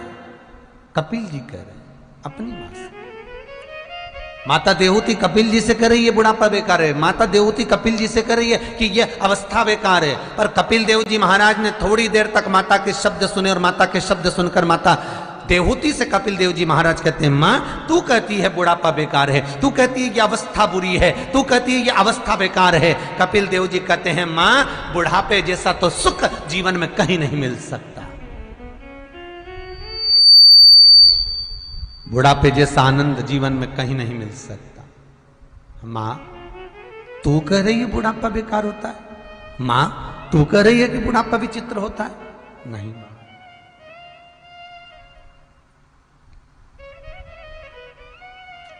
माता देवहूति बोली, रे कपिल सुन,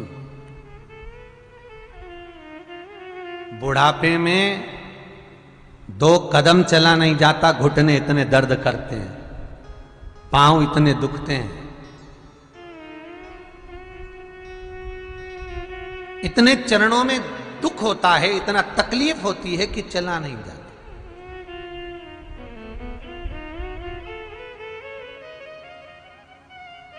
मैंने आपको इस व्यासपीठ से वर्णन करा था आपको पहले भी कि शिवरात्रि के दिन रात को 12 बजे शंकर के शिवलिंग पर चढ़ी हुई बेलपत्र को उठाकर रात के 12 बजे मंदिर का शिखर देखकर चबा चबा कर खाओ तो घुटने में आराम लगेगा, तकलीफ ठीक होगी। पर वो शिवरात्रि के दिन ही होता है, मूल शिवरात्रि के दिन 12 बजे रात उसको पाइए।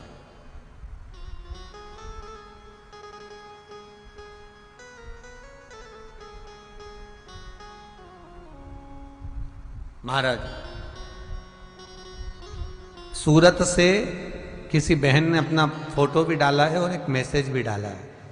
समीर जी के पास से अगर टीवी चैनल वालों के पास ना हो तो उनसे लेकर दिखाना।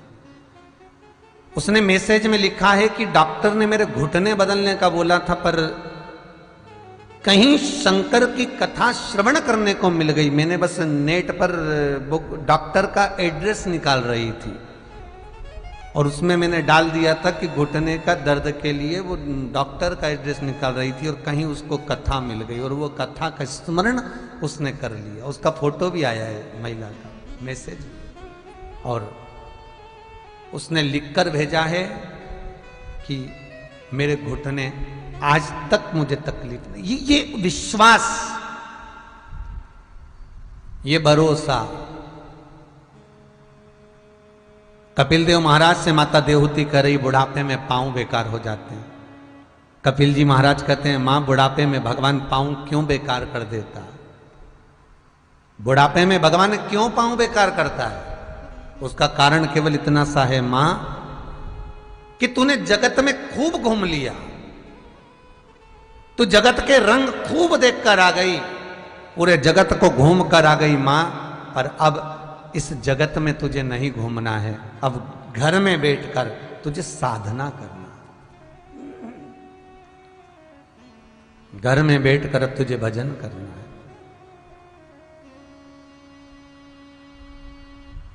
कपिल देव से मां देवहूति कहती है नैनों से दिखाई नहीं देता बुढ़ापे में। कपिल जी महाराज कहते हैं मां बुढ़ापे में दिखाई नहीं देता, भगवान कहता है जगत को खूब देख लिया, भीतर से मुझे देख ले। बुढ़ापे में सुनाई नहीं देता। कपिल जी महाराज माता देवहूति से कहते हैं मां जगत की बहुत सुन ली, अब परमात्मा की सुन ले। देवहूति कहती है कपिल बुढ़ापे में हाथ थर थर कांपते हैं।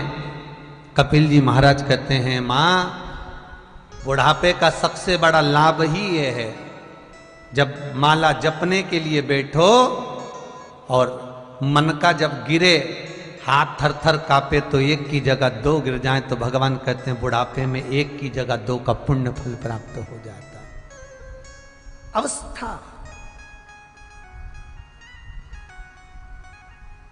बुढ़ापा बेकार नहीं। बुढ़ापे का परम आभूषण क्या है? क्या होगा तुम्हारे पास में कि तुम्हारे परिवार वाले तुम्हें पूछ लेंगे? क्या होगा तुम्हारे पास में कि तुम्हारे रिश्तेदार भी तुम्हें पूछ लेंगे? क्या होगा तुम्हारे पास में कि तुम्हारे बेटा बहू तुमको 2 रोटी दे देंगे?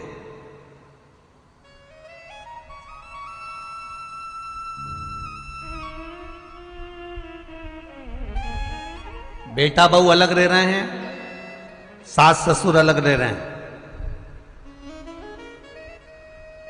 2 बेटे 2 बहू, 4 बेटे 4 बहू, सब अलग, और बुढ़ा बुढ़ी ढोकरा ढोकरी घर में।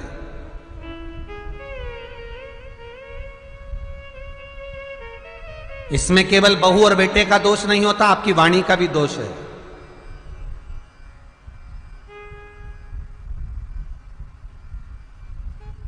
ईमानदारी से बोलना जीजियों, बिल्कुल ईमानदारी से बोलना।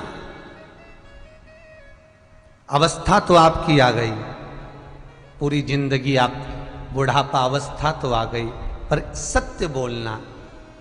बुढ़ापा आते गया, और तुम्हारा लोभ, तुम्हारी तृष्णा, तुम्हारी आसक्ति,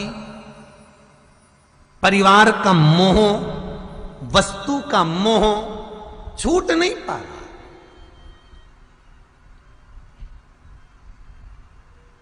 ये छूट नहीं रहा। कपिल गीता में कपिल देव जी महाराज माता देवहूति से कहते हैं, क्या तुम्हारे पास होगा कि तुम्हारी बहू भी तुम्हें 2 रोटी दे देगी? क्या तुम्हारे पास होगा कि तुम्हारे रिश्तेदार भी तुम्हें पूछ लेंगे? क्या तुम्हारे पास होगा कि तुम्हारे अड़ोसी पड़ोसी नातेदार कुटुंब वाले भी तुमको मान लेंगे, तुम्हारे को 2 रोटी दे देंगे, तुम्हारा सम्मान करेंगे? क्या होगा तुम्हारे पास में? तो देवहूति कहती है धन, रुपया। कपिल जी महाराज कहते हैं, मां जगत इतना विचित्र है कि लोग 2 रोटी रूखी खाना पसंद करते हैं, पर किसी के सुनना पसंद नहीं करते। धन नहीं, कई लोग सोचते हैं मेरे पास धन है तो मेरे बेटा बहू मुझे पूछेंगे, मेरे पास धन है तो मेरे बेटी दामाद मुझसे पूछेंगे, मेरे पास धन है तो मेरे को सब पूछेंगे, पर हृदय चित्त से सेवा नहीं करेंगे, मन से सेवा नहीं करेंगे, केवल धन की सेवा करेंगे। कपिल जी महाराज कपिल गीता में कहते हैं, बुढ़ापे का परम आभूषण है मौन। चुप रहिए, इस मौन वृत्ति को धारण कर लो, इसको चुप रहना प्रारंभ कर लो। आग लगे बस्ती में अपन रहो मस्ती में, मौन रहिए। अच्छा सत्य बोलो, तुमने कुछ बहू को बोला और बहू नहीं सुनेगी तो दुख किसको होगा? जितने टीवी के सामने बैठे हो सब बोलना ईमानदारी से। तुमने बहू को बोला कि बेटा ऐसा कर ले और बहू नहीं करेगी तो दुख किसको होगा? तुम्हें। तो क्यों बोलो भाई, किस लिए बोल रहे हो? मैं तो चली वृंदावन राणा, मेरे तो भाग जगे, तेरे महलों में आग लगे। वो 2 रोटी का आटा रोटी बना बना कर फेंक रही है, तुम कह रहे हो काय को फेंक रही है? तेरे पिता के यहां से लेके आई, तेरे बाप के यहां से लेके आई, तुमने कह दिया। उसने कुछ फेंका, तुमने कह दिया। सब्जी फेंकी, तुमने कह दिया। बार बार कह रहे हो, बार बार कह रहे हो, वो नहीं मान रही। तो एक काम करो ना, 2 रोटी ज्यादा बनवा के तुम फेंको, तुम दो गाय को, तुम कुत्ते को 2 रोटी दो, तुम गौ माता को 2 रोटी दो। तब बहू को लगेगा कि मैं तो बना बना के थके जा रही और डोकरी उठाए और गाय को दिया रही। हम बदलेंगे, युग बदलेगा। हम सुधरेंगे, युग सुधरेगा। जब तक तुम छोड़ोगी नहीं तब तक बहू जोड़ेगी नहीं। जब तक तुम जोड़ोगे बहू छोड़ेगी। और जिस दिन तुमने छोड़ना चालू करा, आज शिव पुराण में मेरे को ये दान करना है, गौ माता के लिए मुझे ये दान करना है, तो बेटे और बहू को लगेगा डोकरी तो लुटाई जा रही। और अभी तक तुम पार्टी में देखकर आए, तुम इसमें देखकर आए, तुम वो क्षुब्धता थी तुम्हारी।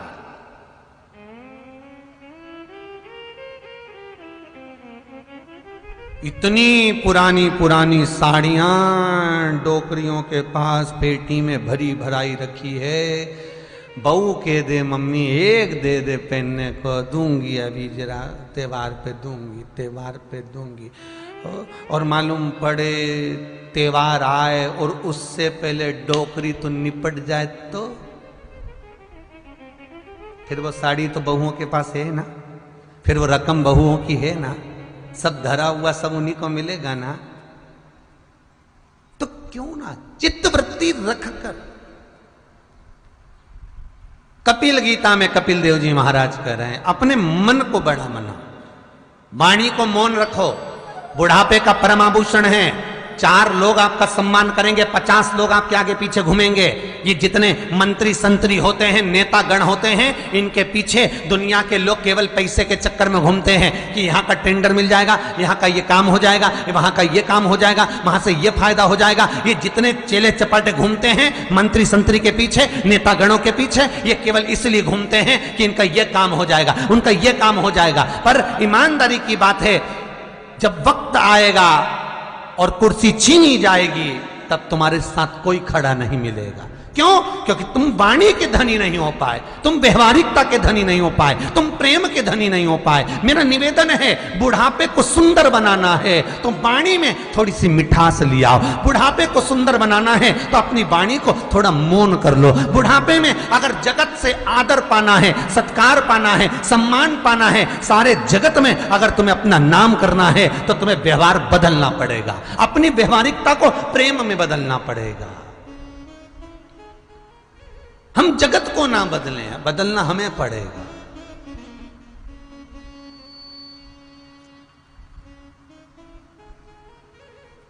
बदलना हमको, और नहीं तो यहीं सब धरा रह जाना। मकान, जमीन, जायदाद, घर, बंगला, प्रॉपर्टी सब बनाया, सब छूट जाना, सब।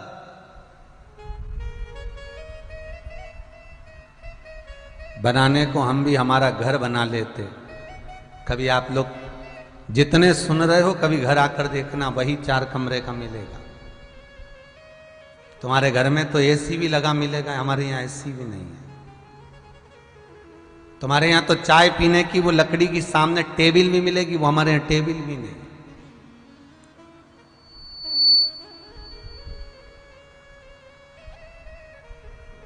तुम्हारे यहां जगत का सुख होगा, कभी घर आकर देखना, सुख नहीं मिलने वाला। 4 मेहमान आ जाते हैं तो पहले सोचना पड़ता है कि इनको कहां सुलाना है, कहां बिठाना है। फिर भी एक दिल में, मन में एक अभिलाषा थी कि कथा सत्संग करा, लोगों ने ना जाने कहां कहां का दान दिया, पुण्य करा, उस धन को कहीं सत्कर्म में लगाकर चले जाएं। हमें भी जाना है, जगत को भी जाना है, कम से कम भगवान यहाँ विराजमान हो जाएंगे, परमात्मा रह जाएंगे। 2 लोग जाकर 1 लोटा पानी भी चढ़ाएंगे, गौ माता की सेवा भी करेंगे, वृद्धजन की चाकरी भी करेंगे, तो उसका पुण्य जरूर, अगर हम चले भी गए तो हमारे खाते में थोड़ा सा तो मिल जाएगा, थोड़ा सा तो मिल जाएगा, वो पुण्य प्राप्त। हम भी बना लेते बंगला, हम भी ले लेते गाड़ियां, हम भी लगा लेते ढेर संपदा का, पर नहीं। कुबेरेश्वर महादेव, कुबेर भंडारी ये जंगल में आकर मंगल कर दे। गौ माता जो जगत में भटक रही है, जो एक एक अन्न के दाने के लिए तरस रही है, जहां भारत की भूमि पर पृथ्वी को गौ माता के चारे के लिए छोड़ा जाता था, वहां भी लोगों ने कब्जा कर कर अपना अपना भवन बना लिया। गौ माता के खाने के लिए कहीं जगह ना बची तो पूरे शहरों में रोड के किनारे गौ माता पॉलीथीन खा रही है। वो गौ माता नैनों से केवल आंसू बहाती है, उसके अश्रु दिखते हैं पर बोल नहीं पाती है कि मैं भूख से बिलख रही हूं, मैं पानी के लिए तरस रही हूं, मेरे पास में बारिश होने पर भी छुपने की जगह नहीं है। मैं बारिश में किसी के ओटले पर चढ़ जाती हूं तो लोग डंडा मारकर भगा देते हैं। मैं बरसते पानी में कहीं रुकती हूं तो लोग मुझे मार के भगा देते हैं। ठंड लगती है तो मैं दुबकने के लिए किसी की दुकान में, किसी की गुमठी में चिपक कर खड़ी हो जाती हूं, लोग भगा देते हैं। वो गौ माता जो जगत में हंकारी जा रही है, भगाई जा रही है, मन करा कि इस ना बोलने वाले जीव को, ये बोल नहीं पाता है, जिसमें देवता निवास करते हैं, उसके लिए एक सुंदर सी गौशाला बन जाए तो वहां रहें। जो बुजुर्ग लोग बच्चों के द्वारा सताए जाने पर एक एक रोटी के लिए तरसते हैं, शाम तक भोजन नहीं मिलता, बहुएं आएंगी ऑफिस से रोटी बनाएंगी तब मिलेगा, मालूम पड़े बहू बेटा होटल में खाकर आ जाते हैं, बूढ़े माँ बाप कमरे में इंतजार करते रह जाते हैं, आएगी बहू चाय बना कर देगी, आएगी बहू भोजन बना कर देगी, खटिया पर पड़े एक एक दवाई के लिए तरसते हैं। ऐसे बुजुर्गों के लिए शायद वृद्धाश्रम बनाकर 4 लोग भी रहकर आराम कर लेंगे तो मुझे उम्मीद है कि वो सुख आनंद में अगर चला भी गया तो प्राप्त जरूर होगा। ये अभिलाषा है, इनके लिए कर दो। पूत सपूत तो की धन संचय, पूत कपूत तो की धन संचय। बेटा सपूत होगा खुद जोड़ लेगा, बेटा कपूत होगा तो सब बर्बाद कर देगा, जोड़ कर भी जाओगे। आप लोगों ने जो 500, 1000, 2000, 5000, 10,000 जो दान किया, आपके मन में संतुष्टि तो है कम से कम कि हमने करा तो वो सही जगह लगा, अच्छा लगा। इस अवस्था को सुधारो। कपिल जी महाराज माता देवहूति से कहते हैं बुढ़ापा विचित्र, बुढ़ापा बेकार नहीं है, बुढ़ापे को संवारना है। जगत में क्यों बोल रहे हो? बहन आ गई तो उससे कह दिया मेरी बहू ऐसी है, मेरा बेटा ऐसा है। बेटियों को फोन लगा के बोल रहा है मेरी बहू ऐसी, मेरा बेटा ऐसा। नाते रिश्ते वालों को फोन लगा के बोल रहा है मेरी बहू ऐसा, मेरा बेटा ऐसा। तो कौन सी मौसी आकर कुछ कर देगी? कौन सी बेटियां आकर कुछ कर देगी? कौन सी बुआ आकर कुछ कर देगी? कोई कुछ नहीं कर सकता।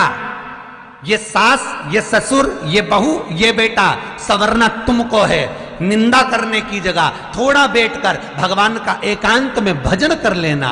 इन किसी को फोन लगाकर मत कहना कि मुझे ये तकलीफ है, मेरी बहू मुझे तकलीफ दे रही है, मेरा बेटा मुझे तकलीफ दे रहा है। अगर कहना तो मेरे विश्वनाथ से कहना, मेरे शंभू से, मेरे शंकर से कहना, जो दुनिया के दुख हरता है तुम्हारे भी हर लेगा। एक बार उसके सामने जाकर मंदिर में बैठकर बस इतना कह देना, उसका नाम बता देना कि ये है और इसने ऐसा करा है। बस उसके बाद शंकर निर्णय देगा, इसके बाद शिव निर्णय देगा कि करना शंकर को क्या है। पहले अदालत नहीं होती थी, पहले पंचायत नहीं होती थी, पहले ना अदालत थी ना पंचायत थी, ना कहीं बैठक होती थी निर्णय लेने के लिए।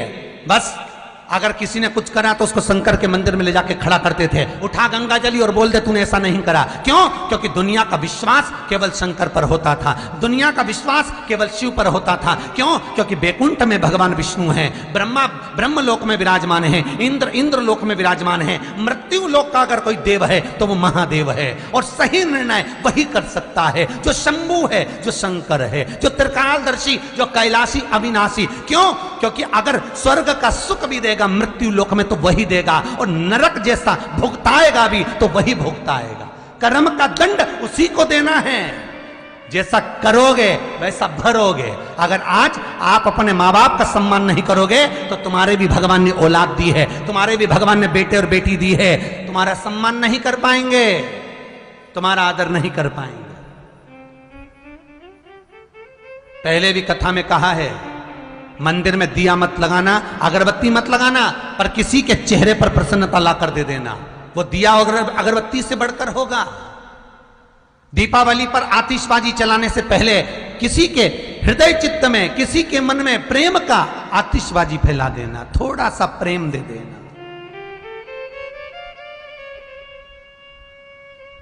थोड़ा सा नहीं बनाते हम भी वृद्धाश्रम। एक बार कथा करने के लिए गए महाराष्ट्र के एक क्षेत्र में, एक बार कथा करने गए थे उज्जैन में। ये जो 84 महादेव की कथा हुई ये तो अभी हुई अगले साल। इससे पहले उज्जैन में महेश्वरी महिला मंडल द्वारा गोला मंडी महेश्वरी धर्मशाला में 18 साल पहले एक कथा करी थी। उस कथा में एक बुढ़िया आकर वहां सामने बैठ गई थी, बिल्कुल पीछे गेट पर रो रही है, बिलख रही है। कथा पूरी हो गई। हमने माताजी से उठकर पूछा, माँ, हम उसी गोला मंडी में ऊपर ठहरे हुए थे, माँ एक बात तो बताओ माँ कि माता हमारी कथा में आज हमने रोने का कोई प्रसंग नहीं कहा, कोई रुदन का कोई वाक्य नहीं कहा, माँ फिर आप क्यों रो रही हो? गले लगी, रोने लगी। महाराज, मेरा बेटा उज्जैन महाकाल का दर्शन कराने मुझे छतरपुर से लेकर आया था। छतरपुर से लेकर आया था और मेरा बेटा छतरपुर के पास कोई गांव बताया, वहां से लेकर मुझे यहां आया और उज्जैन दर्शन कराने बहू बेटा लेकर आए, दर्शन कराया, स्टेशन पर लेके आए। हमसे कहा कि ट्रेन अभी आधा घंटा लेट है, कुर्सी पर बिठा दिया एक जगह पर। बहू बेटा अपने बच्चे को लेकर मेरे सामने ट्रेन पर चढ़कर घर चले गए, मुझे उज्जैन के स्टेशन पर छोड़ गए। हम नहीं बनाते ये वृद्धाश्रम। मेरे बेटे मुझे मां छोड़ गए, रोती बिलकती में सब दूर पूछती पूछती यहां आ गई। गुरुदेव मैं कहां जाऊं? हमने उस और उज्जैन की महेश्वरी समाज को पूछना, महिला मंडल को इकट्ठा कर कर कहा कि इस माता जी की व्यवस्था करना है। भागवत पर कोई साड़ी चढ़ी हो, चढ़ावा चढ़ा हो, सब इसको दे दो। शिव महापुराण पर जो चढ़ा है सब दो इसको, और इसको कहीं पहुंचाने का प्रयास करिए। तब वृद्धाश्रम वालों के पास सूचना करी, तब वृद्धाश्रम से कोई आया, इनसे पूरा एड्रेस वगैरह लिया, तो इनके बेटे का नाम लिखाना था, तो वहां आज भी हमारा नाम चढ़ा होगा, प्रदीप मिश्रा, सीहोर वाला। वहां आज भी नाम चढ़ा होगा कि इनके बेटे की जगह हमारा नाम लिख लो, परंतु इनको रख लो, रखो इनको, ये पाए रहें अपनी जिंदगी। गुरुदेव मैं बच्चों के पास ना जाऊं? जब तुम्हारा बेटा तुम्हें जीते जी शमशान छोड़ गया, जहां शिव है वहां शमशान है, तो मरने के बाद कौन ना मानेगा? छोड़ गया, छोड़ गया, रख दो। ना बनाते हम वृद्धाश्रम। एक बार हम महाराष्ट्र कथा करने गए, महाराष्ट्र झंडा वंदन करने के लिए बुलाया गया। हम गए झंडा वंदन करने के लिए, तो एक बुढ़िया चपरासन जो झाड़ू पोछा करती थी उस प्राइवेट स्कूल में, रो रही है, आंख से आंसू बह रहे और झाड़ू लगा रही। ध्यान गया, पूछ लिया झंडा वंदन के बाद, क्या बात है आज क्यों रो रही? मेरी पीठ जल गई गुरुदेव, पीठ जल गई।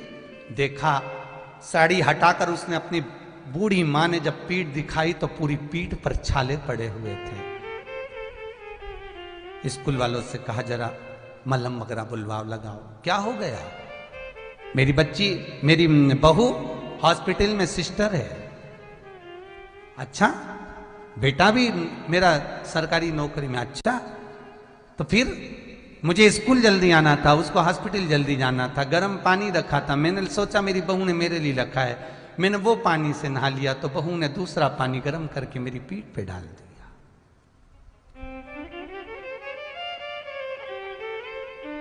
इसलिए शायद ये जो दुख देखा गया है, तो ये वृद्धाश्रम का निर्माण जो आप करा रहे हो, आपके दान से, आपके पुण्य से, हम नहीं बनवा रहे, आप बनवा रहे हो। ये बना दिया, जो आए सो रहे, भजन करे चित्त धरे।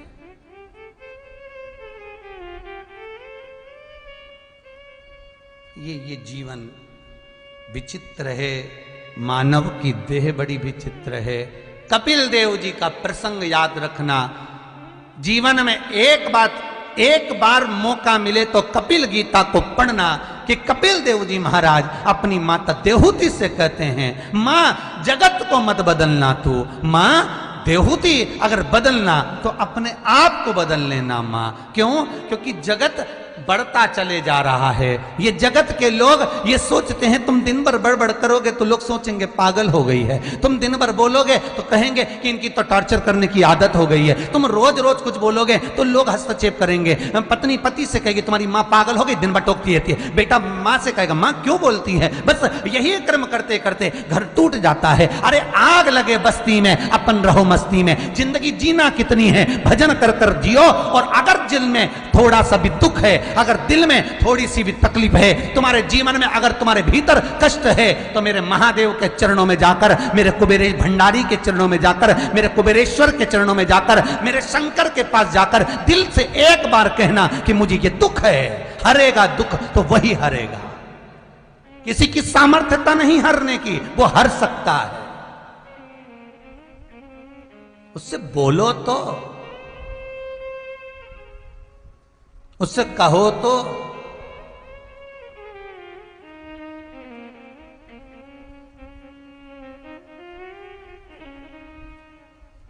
हम दुनिया को अपना बनाते, उसको नहीं बना पाए जिसको बनाना था। आशा लगाकर बैठे थे कि ये लोग मुझे अच्छा साथ देंगे, साथ नहीं पाए। साथ देंगे, साथ नहीं पाए। क्यों आशा लगाते हो जगत से? तुमने कभी शंकर से आशा लगाई है? कभी शिव से आशा लगाई है? कभी उस परमात्मा से, कभी उस ठाकुर से, कभी उस गोवर्धन नाथ से, कभी श्री जी बाबा से, कभी मुरली मनोहर से, कभी कृष्ण से, कभी राम से आशा लगाई है? एक बार आशा लगाकर देखना उस भोलेनाथ से, एक बार आशा लगाकर देखना उस शंभू से, वो टूटने नहीं देगा। जगत भले तोड़ दे तुम्हारी आशा को, पर शिव नहीं तोड़ेगा। ये मेरा विश्वास है इस कथा के प्रति, शंभू के प्रति। ये मेरा विश्वास है मेरे शंकर पर।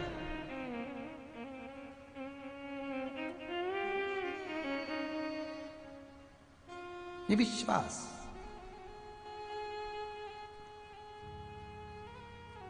हम जगत को अपना बनाने का प्रयास करें, पर ना।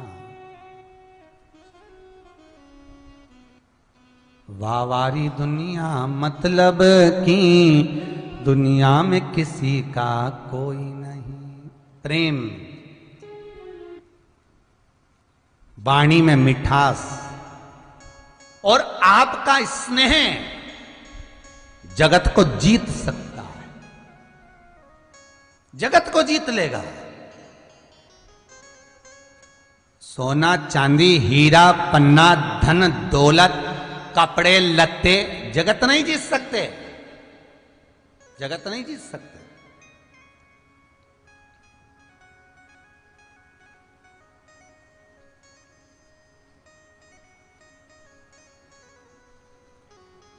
बस उस शिव की शरण में जाकर, उस शंकर का अनुमोदन कर कर, उसके चरणारविंद को रमते हुए दिल से कह देना, भोलेनाथ बस तू मेरा है और मैं तेरा हूं, जगत सब तेरे।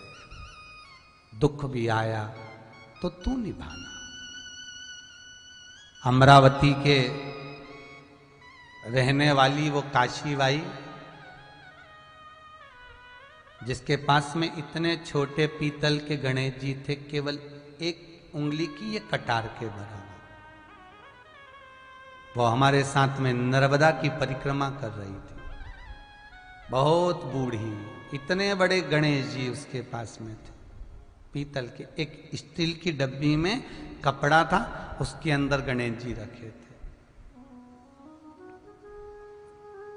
कहीं नर्मदा के घाट पर गणेश जी नहाते समय कहीं लुढ़क गए, मिले नहीं, बहुत रोई, बहुत। हमने कहा काशी भाई क्या हो गया? मेरा गणेश या घूम गया। तू कहाँ नहा रही थी? मैं वहां नहा रही थी। गणेश जी को कहाँ निलाया था? मैं ही साथ में निलाया था। नर्मदा जी के पत्थरों के बीच में वो फंस गया था। बड़ी मुश्किल से पानी शांत हुआ, चमका पीतल का, तब निकल कर हाथ में से काशीबाई को दिया। अमरावती के सती मंदिर के पास में किराए की खोली में काशीबाई रहती थी। एक ही बात कहती थी, मेरा कोई नहीं, पर मरूंगी तो मेरा गणेश जरूर आएगा मुझे ले जाने के लिए। और आप मानोगे नहीं, कभी अमरावती के लोगों से फोन लगाकर पूछना कि यहाँ काशीबाई सती धाम के पास में रहती थी, सती मंदिर के पास, रानी सती मंदिर के पास। जब काशीबाई मरी, उसके परिवार में कोई नहीं था। जब मरी, किसी को नहीं मालूम पड़ा कि कब मर गई। 3 दिन जब बॉडी सड़ी, बदबू आई, मोहल्ले के लोग आए निकालने के लिए, तो कोई अंदर नहीं गया। सामने से एक हाथी वाला निकल कर जा रहा था, लोगों से सूंड से कुछ मांगता। उसको गांव के लोगों ने, मही के लोगों ने, कॉलोनी के लोगों ने रोका। हाथी की सूंड से काशीबाई को उठवाया और जगत के लोग कंधे पर मुर्दे को लेकर जाते हैं। वो काशीबाई हाथी की पीठ पर बैठकर शमशान तक गई। कभी किसी से पूछना अमरावती की ये कथा, बताएंगे। ये अभी की, ज्यादा हो गए होंगे 10-1 साल, बस 10 साल से ज्यादा है, 10-12 साल। लोग ये प्रश्न कल करा था कि भगवान आता है कलयुग। अरे भाई बुलाओ तो, क्यों नहीं आएगा? आएगा। बस उसको दिल से, भाव से, प्रेम से, चित्त वृत्ति से उसको जब बुलाओगे तो वो आएगा। उसके हृदय चित्त में, फिर कहूंगा, यदि सुंदरता होगी आपकी तो लुच्चों की नजर जरूर होगी, और यदि धन होगा आपके पास में तो चोर की नजर जरूर होगी। और अगर दिल में भगवान के प्रति भक्ति होगी तो भोलेनाथ की नजर, भगवान की नजर जरूर होगी।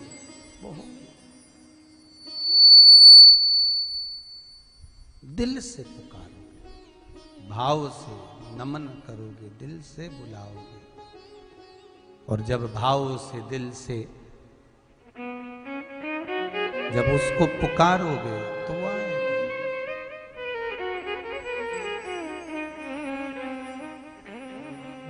बाकी सी लटक गई, नैनों में अटक गई, कब सो दर्श दिखाओगा।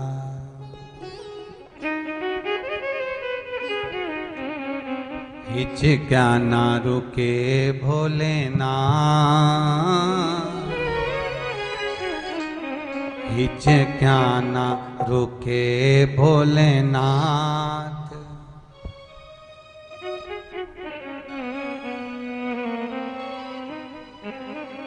ताने भगत बुलावे, ओ काशी के। जितने टीवी के सामने बैठे हो, फेसबुक यूट्यूब पर सुन रहे हो, ऑनलाइन सोमवंशी परिवार हरदोई जो कथा करवा रहा है, दिल से, भाव से अगर शिव को बुलाओगे, वो दूर नहीं है, यहीं तुम्हारे नजदीक में, कंकर में भी शंकर है। कब प्रकट होकर सामने आ जाए भरोसा नहीं। दिल से पुकारोगे वो आएगा, दिल से, प्रेम से कहो उसको। 5 दर्शन में पहला दर्शन है चरण का। शरीर कहीं पर भी रहे पर ये मन शिव के चरणों में रहे, शंकर के चरण। महाराज, दूसरा दर्शन है भगवान के नाभि कोश का। और नाभि का दर्शन करो तो भगवान से विनती करना, भगवान आपकी नाभि इतनी गहरी है कि ब्रह्मा जी भी जिसका छोर ना पा पाए। ब्रह्मा जी तो नाभि से प्रकट हैं। सब दूर भ्रमण करने के बाद ब्रह्मा वापिस नाभि में से भगवान के ही उदर में प्रवेश कर जाते हैं कि मैं जान ही नहीं पाया कि कितनी गहरी है। भगवान ने ब्रह्मा को कमल के पुष्प पर बाहर निकाल दिया। भगवान से कहना, प्रभु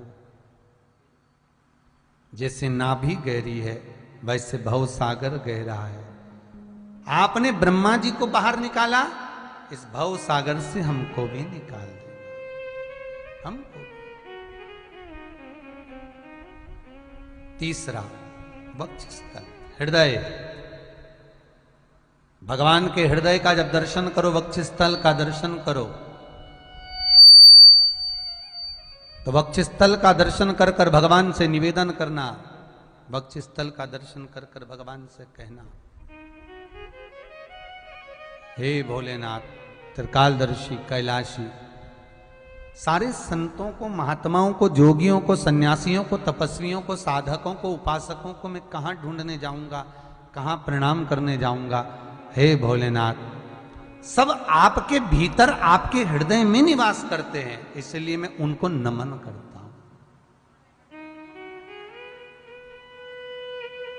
तुझ में राम, मुझ में राम, सब में राम समाया है, जित देखो उत राम की ही माया।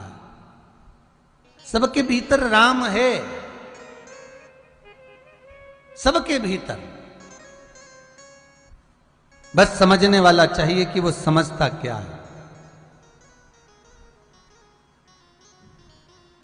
हर एक व्यक्ति में, हर एक जीव में वही बसता है। चौथा दर्शन भगवान की शिखा, जटा। और 5वां दर्शन है भगवान के नयन।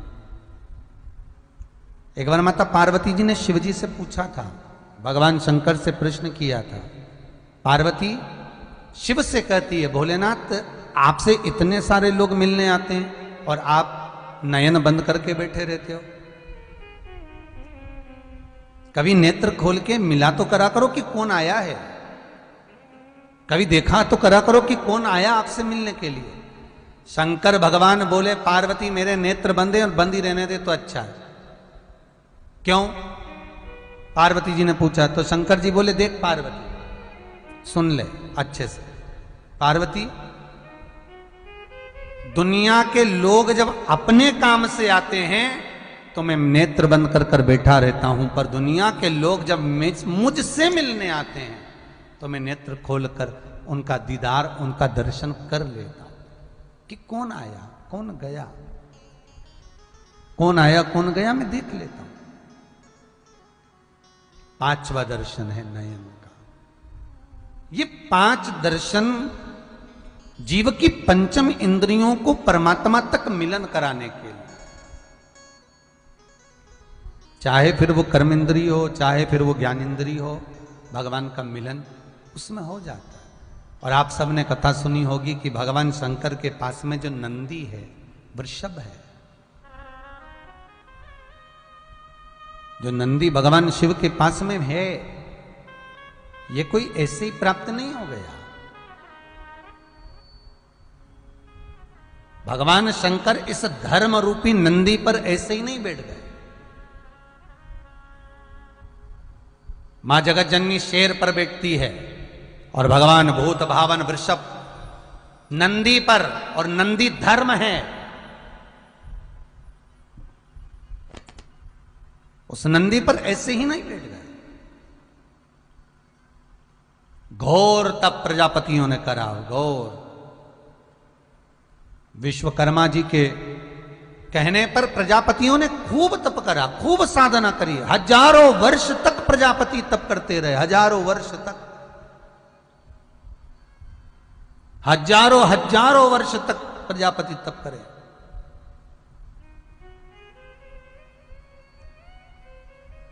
भगवान गणेश जी महाराज के सम्मुख आनंद पाए, रिद्धि सिद्धि ने साधना करी, तप करा, और तप साधना कर कर आज शुभ और लाभ जब निवेदन करे हैं श्री गणेश जी महाराज से, विनय करे हैं, तब गणेश जी महाराज रिद्धि सिद्धि को पास में बिठाकर हस्त कमल रखकर, और भगवान गणेश जी और रिद्धि सिद्धि की साक्षी में शुभ और लाभ के हस्त कमल पर रक्षा सूत्र बांधने के लिए भगवान गणेश जी महाराज ने अपने शरीर से, अपने हृदय चित्त से एक कन्या को प्रकट करा, जिसका नाम संतोषी हुआ।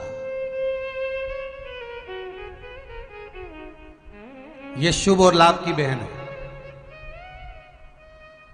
देखिए, शंकर जी की बहन क्षिप्रिया, जिसको लोग छिपरा कहते हैं, गणेश जी की बहन अशोक सुंदरी, जया, विषहरा, शामरीवारी, दोतली, और शुभ और लाभ की एक बहन जिसका नाम है संतोषी।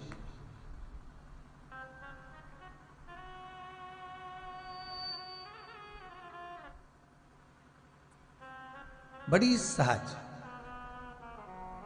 बड़ी सरल। इसके पास में एक गाय थी जिसका नाम था सुशीला। जो समुद्र मंथन में 5 गाय निकली थी, समुद्र मंथन में जो 5 गाय निकली थी, नंदा, सुभद्रा, सुशीला, बहुला, सुरभि, ये जो 5 गौएं जो प्रकट हुई थी, उसमें से सुशीला संतोषी के पास थी।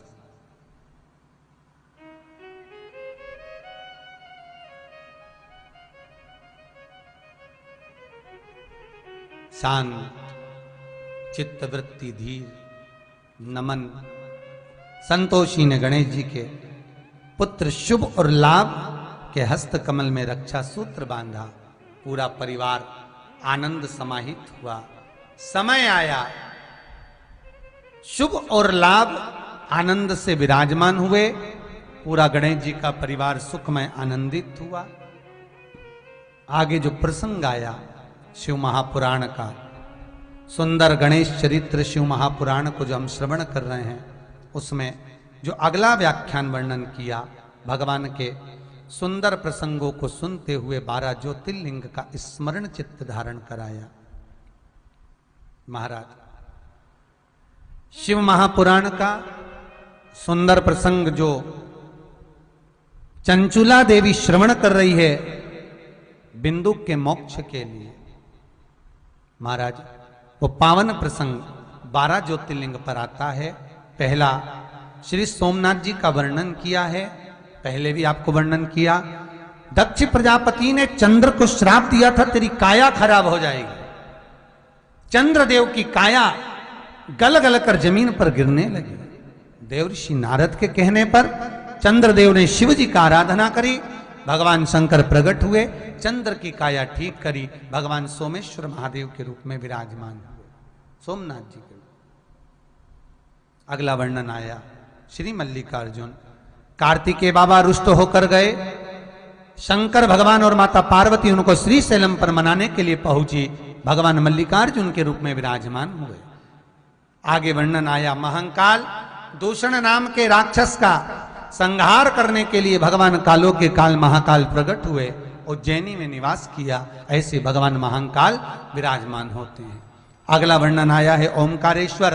बिंद नामक पर्वत ने भगवान शंकर की आराधना करी, नर्मदा ओम के रूप में विराजमान हुई, शिव जी ओमकारेश्वर के रूप में विराजमान होते हैं।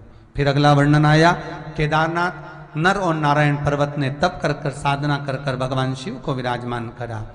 फिर वर्णन आया भीमाशंकर। कुंभकर्ण की धर्मपत्नी करकटी, और करकटी का पुत्र था भीम, जिसको मालूम पड़ा कि मेरे ताऊ और मेरे पिता को देवताओं ने मारा तो सारे मंदिर देवालय तोड़ दिए। भगवान शंकर उस भीम का संहार करने के लिए पधारे तो शंकर जी का नाम भीमाशंकर हो गया। अगला वर्णन है काशी विश्वनाथ। शनि महाराज ने अपनी माता को लात मारी, उनका पांव जब टूट गया, टेढ़ा हो गया, तब भगवान देवर्षि नारद के कहने पर गंगा के घाट पर एक शिवलिंग की स्थापना कर कर पूजन करी। तब भगवान शंकर आनंद के साथ आकर शनि महाराज के चरणों को ठीक करते हैं। महाराज, भगवान शिव का नाम विश्वनाथ हो गया, काशी विश्वनाथ। पहले भी वर्णन किया है, आपको आज फिर कहते हैं। काशी 5 कोस की मोक्ष देने वाली अभिमुक्त नगरी है काशी, मोक्ष नगरी। अगला वर्णन श्री त्र्यंबकेश्वर का आया। गौतम बाबा पर गौ हत्या का दोष लगा और गौतम बाबा की धर्मपत्नी अहिल्या ने ब्रह्मा विष्णु और महेश की आराधना करी। भगवान शंकर त्रिवेणी के रूप में आकर विराजमान हुए, ब्रह्मा विष्णु महेश के रूप में विराजित होते। त्र्यंबकेश्वर में से जल की प्रभाव हुआ, उसी जल में, उसी जल के अंदर गौतम बाबा ने स्नान करा, गौ हत्या के दोष से मुक्त हुए। अगला वर्णन आया है वेद्यनाथ। रावण शिव जी को लेकर जा रहे थे, भूमि पर रखा, शंकर वहां विराजमान हुए। फिर अगला वर्णन आया नागेश्वर। दारुक नाम के राक्षस का संहार भगवान ने करा, नागेश्वर के रूप में भगवान शिव विराजमान हुए। फिर वर्णन आया रामेश्वर। रामेश्वरम ज्योतिर्लिंग का स्मरण कराते हुए आपको पहले भी कथा सुनाई। भगवान राम जी महाराज ने शिव जी की स्थापना करी, रामेश्वर के रूप में विराजमान हुए। अगला वर्णन आया है श्री कृष्णेश्वर। सुधर्म नाम के ब्राह्मण की 2 धर्म पत्नी थी, घोषमा और सुदेहा। सुदेहा के यहां संतान नहीं हुई, पर घोषमा के यहां संतान हो गई। सुधर्म ने घोषमा के पुत्र को सुदेहा को दे दिया। सुदेहा ने पाल पोस कर बड़ा करा, बच्चे का विवाह कर दिया, घर में बहू आ गई। बहू को मालूम पड़ा मेरी असली सास तो घोषमा है। सुदेहा को पूछना बंद कर दिया।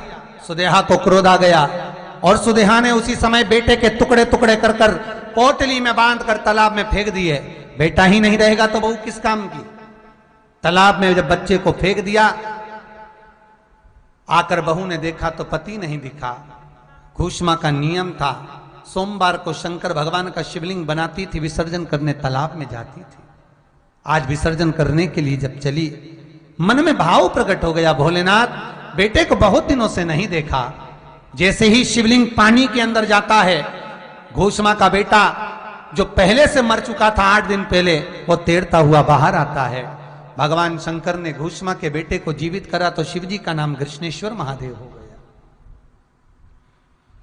भगवान तुमरुका जी कहते हैं, चंचुला देवी जो भगवान के इस पावन 12 ज्योतिर्लिंग चरित्र को श्रवण करता है उसकी मनोकामना पूर्ण होती है।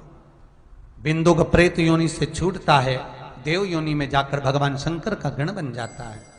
भगवान शिव अपने मस्तक पर चढ़ी हुई बेलपत्र शिव पुराण पर समर्पित करते हैं, निवेदन करते हैं, बाबा भोलेनाथ मेरे पर चढ़ी हुई बेलपत्र जो मैंने शिव पुराण को समर्पित करी है, विराम के दिवस की ये बेलपत्र सुख देने वाली, आनंद देने वाली, संपदा देने वाली होगी।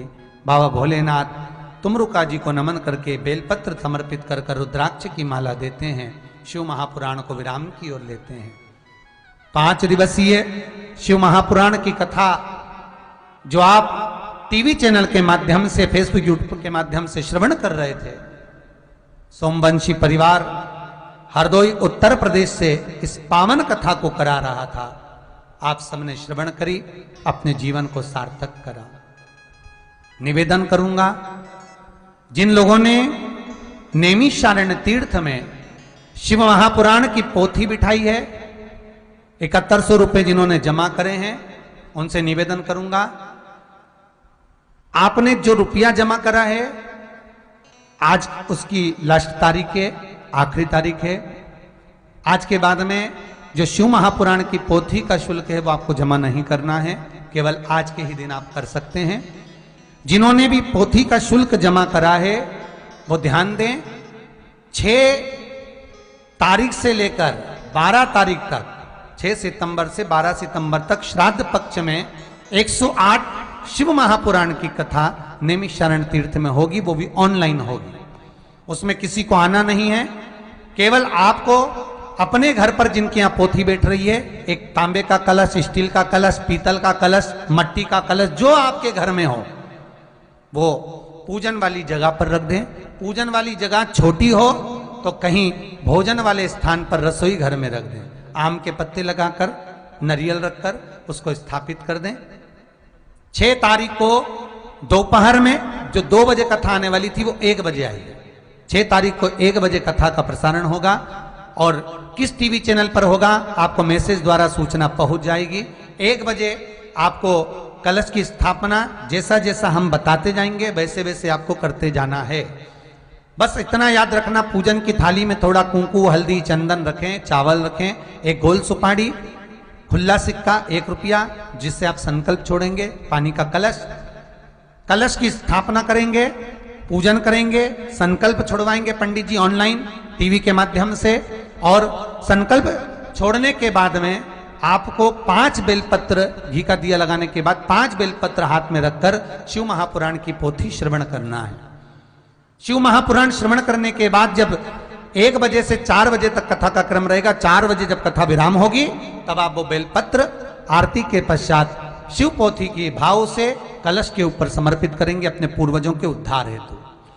बेलपत्र ना मिले तो चावल के 5 दाने आप शिव पोथी के भाव से कलश पर समर्पित करेंगे। ऐसा प्रतिदिन।